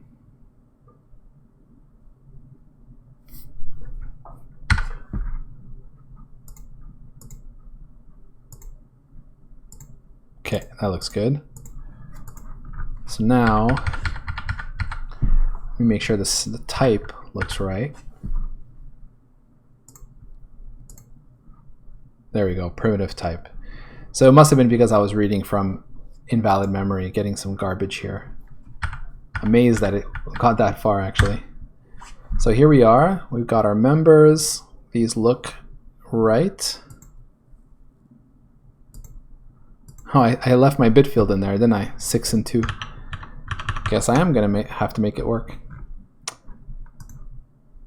Oh, because I didn't recompile it since I did this. That's why it's getting the information that's still in the compiled data here. Yeah, there they are. Or here, rather. Yeah, D and E are still part of the debug info. So all right, let's just keep that in there. We'll see how far we get with that. So here we're going to add our struct type.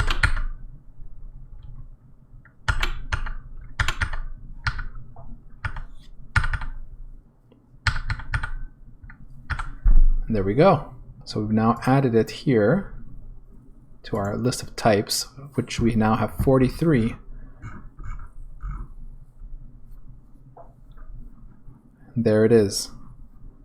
Number 42 is our struct type. So I hit F5 again, we should have another one. This one is just for the simple bar that has one member. Yep. And that's it. Okay, so basically now we are correctly parsing out structs, getting all their members. Actually, just to make this slightly more interesting, let's make a couple of different data types here. I'll even make a pointer. Actually, I should make a foo pointer. These I'll leave alone.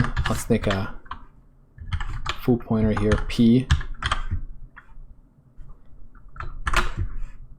Make sure this gets parsed correctly. Okay, so we've got our multi-line string again. This should be handled now since my last week's work. We've got our pointer. So yeah. So this will be interesting. I see here, so I think self-referential won't work correctly. because it means that I need to have defined my type before I've added it. I can see here already, this won't work because T26 hasn't been added, and I'm going to be looking up this type here. So let me just see that fail, and then we'll remove that and make sure it's a to-do for the future.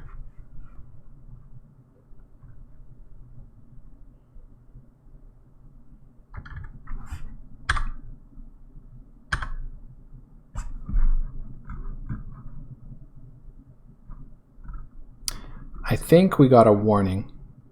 Yeah, it did. So okay, I should put a breakpoint here. So that what I was saying about the self-referential pointer there is it's going to look up that member's data type, and it's not going to find it because it is the same type as itself. Most likely, I'm going to have to even deal with that for like forward declares. I think maybe, though I suspect. Yeah, I haven't thought about forward declarations. Yeah, it's going to be the same kind of story. So yeah, sure enough, here we are. So surely we're looking for P, yep. And it doesn't find it, and so then it ends up just skipping this whole type altogether. So let's get rid of this. And let's make a note in our to-do. So actually, I'm going to do this.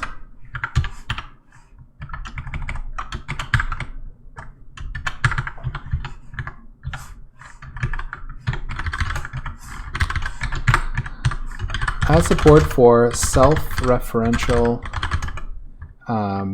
types, like example pointer to same type.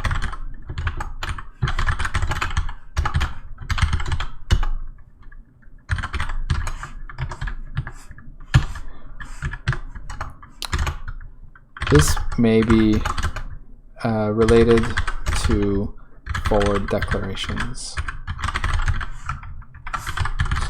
Forward declarations.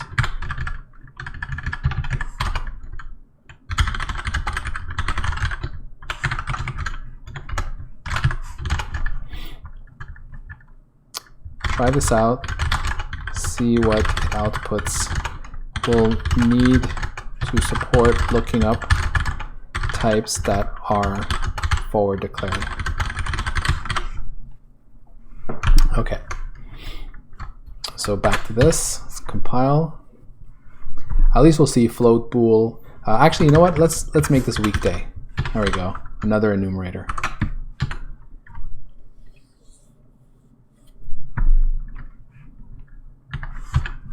And we'll make this an int pointer for P. Conversion from int to weekday. All right. I'll worry about that later. Okay.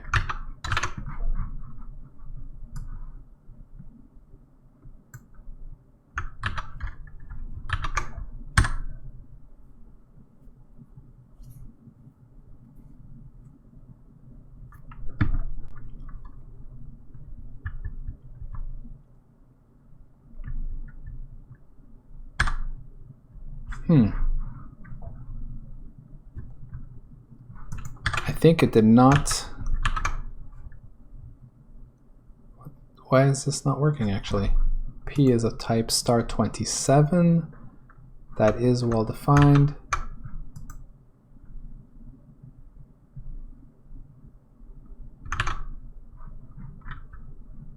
Strange.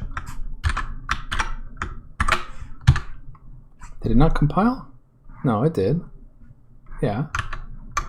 This looks all right.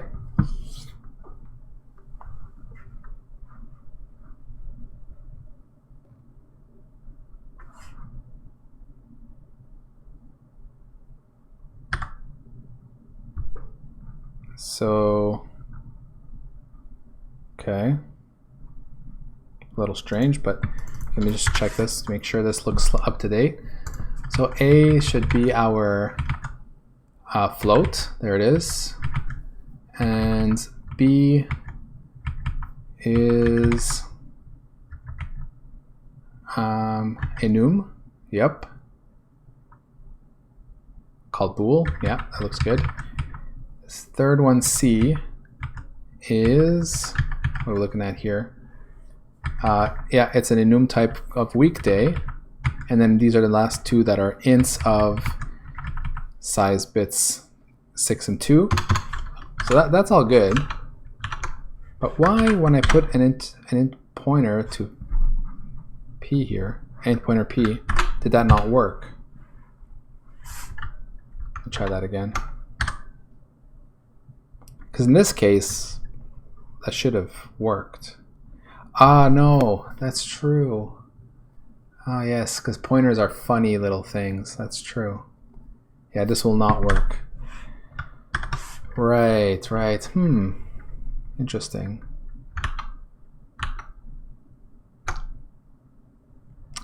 Yeah, because pointers are weird. Pointers are those types that are both they are both a definition and a variable declaration at the same time. So, like, unlike every other type, when a pointer is added, it doesn't actually, there's no like pointer, there's no int star defined beforehand. The idea is it says, well, I'm a pointer to an int, and I'm a member, or I'm a variable. So, at this point, I need to create on the fly the pointer type, as I've done before. So I'm going to have to like reuse my pointer matching code, I suppose. Like here, pointer type definition and variable declaration, which is here, right there. It's exactly the same. At that point, it makes me wonder if I should be doing the same thing.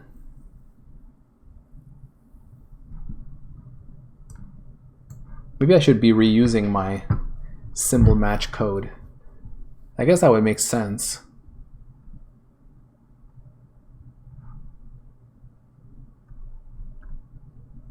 Like going through each one and actually doing, and that's, I suppose that sort of undoes what I've been doing for the multi-match thing. But let me see here.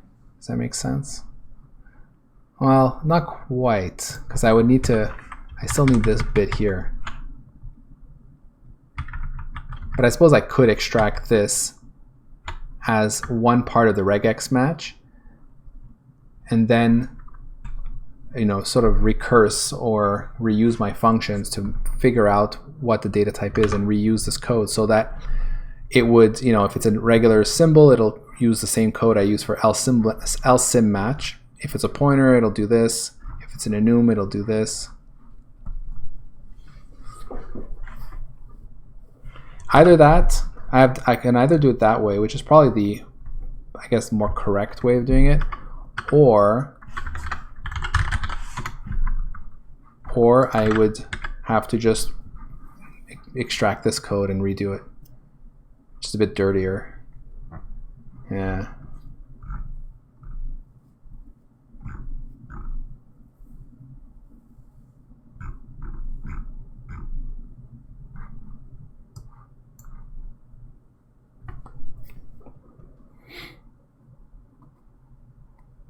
Yeah, I probably have to do it in a recursive fashion, because I haven't even tried this yet, but what happens if I have inner types? That, let's say foo has another struct inside it, right? So here, let's say I move bar inside foo, and have a bar.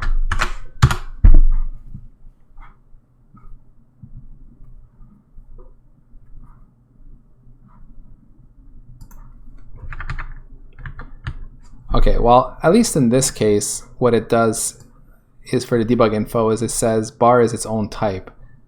It doesn't actually treat bar as an inner type of foo, so that's not going to be so difficult.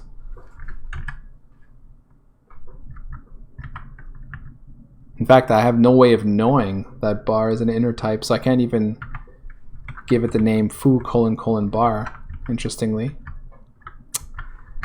So yeah, this debug info does not treat that as anything special.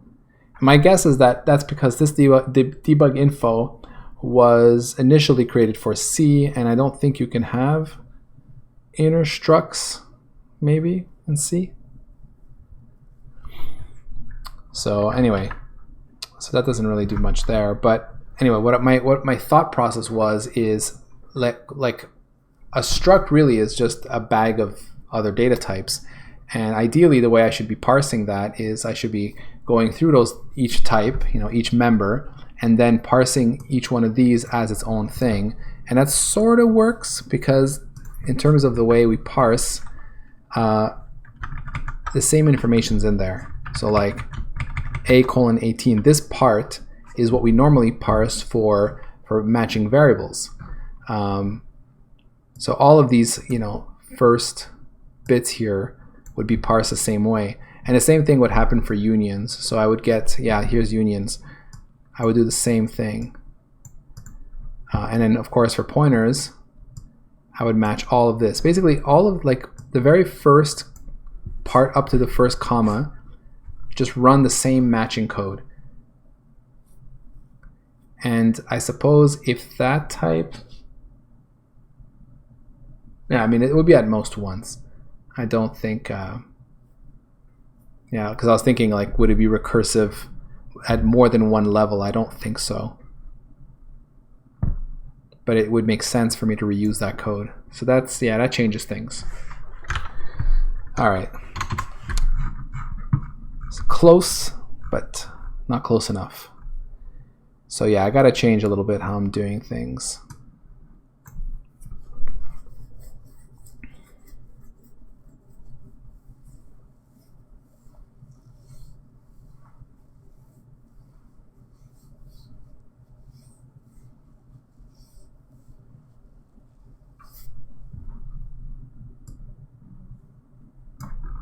Basically what I'm saying is the code that I currently have for adding a variable is the part that would be reused. Let me see. Yeah.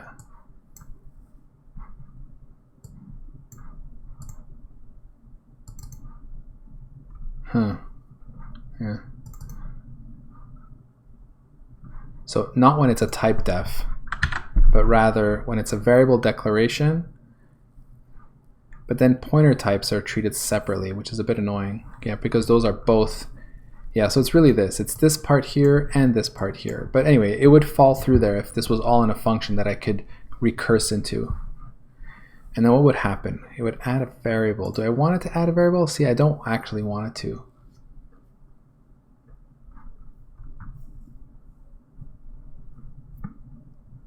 In my case, I wanted to add a member to my struct, not add a variable to debug info. So that's not awesome. So that complicates things a bit.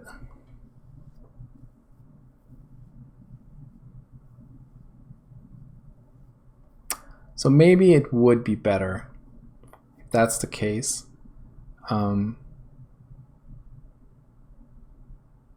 Maybe it would be better for me to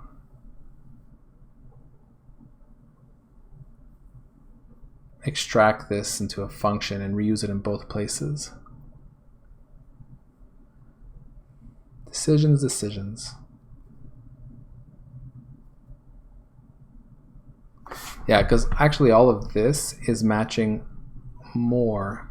It's matching the entire line, right?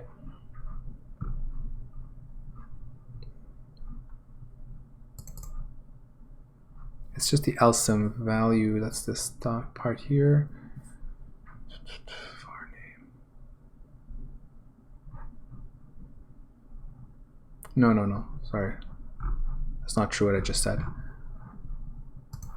It is really the LSIM part. So that's fine. Never mind what I just said.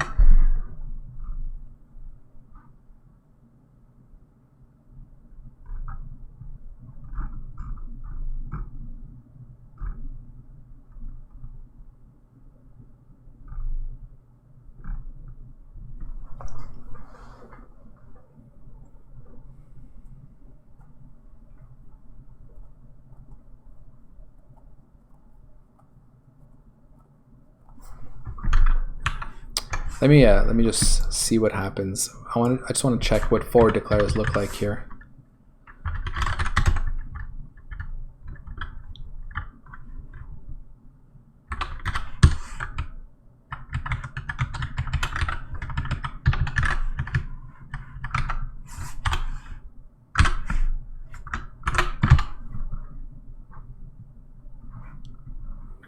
So I forward declare bar, foo has a pointer to bar, and then underneath I define bar. So if we look here, see P, no, not P, where's my bar? Here it is. Bar is of type 28,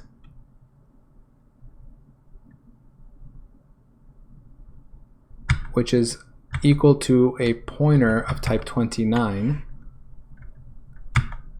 which equals to XS bar. What is that? This is new. I wonder if that has something to do with the fact that it's forward declared. Very interesting.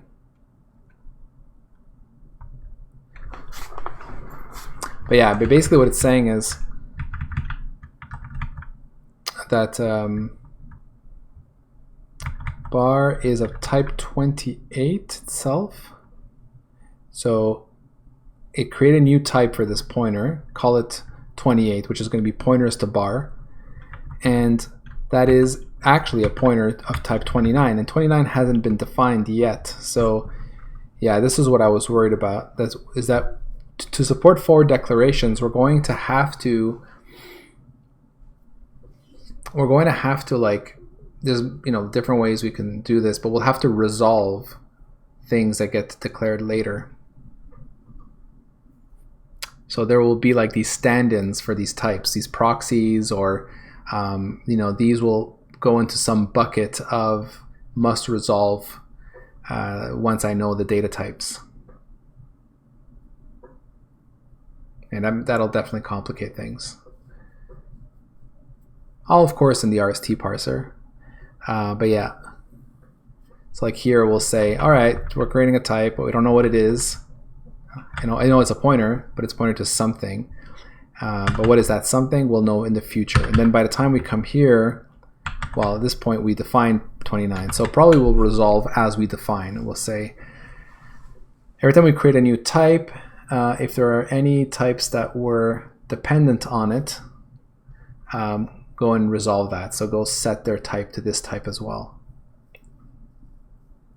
So that'll take care of doing forward declarations. But as for this bit here, I think really it's just going to be pointers and references. That's the only thing to worry about. It's just this part here. So I think I'm going to just have to like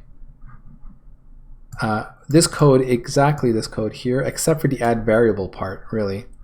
I'll just wrap that up into a function, and it will, let's see, what will it do? It'll return, it'll create an indirect type, I suppose, yeah. Yes, all of this code. And it'll return the indirect type. And that's all I need.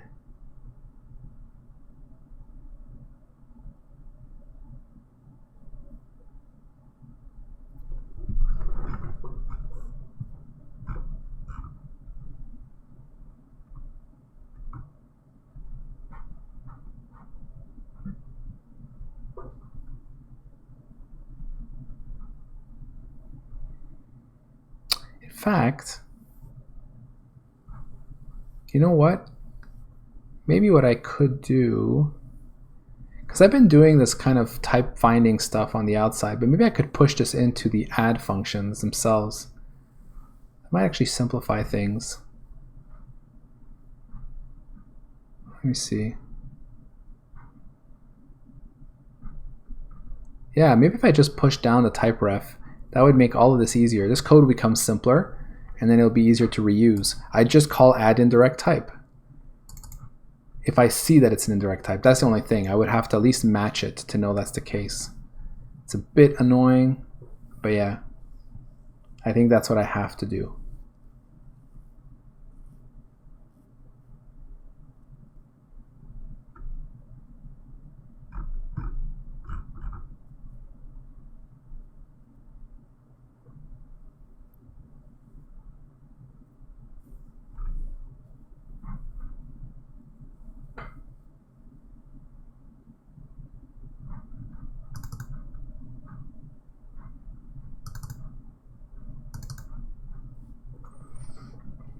Okay, so let me do this. So move this code into add indirect type.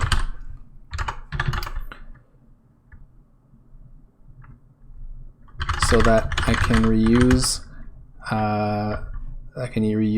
this add indirect type when parsing structs unions for pointers, for pointer members.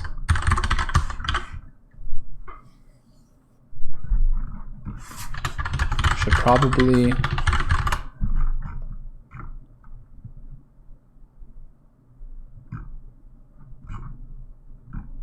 I don't know. Should probably do the same for add variable, etc.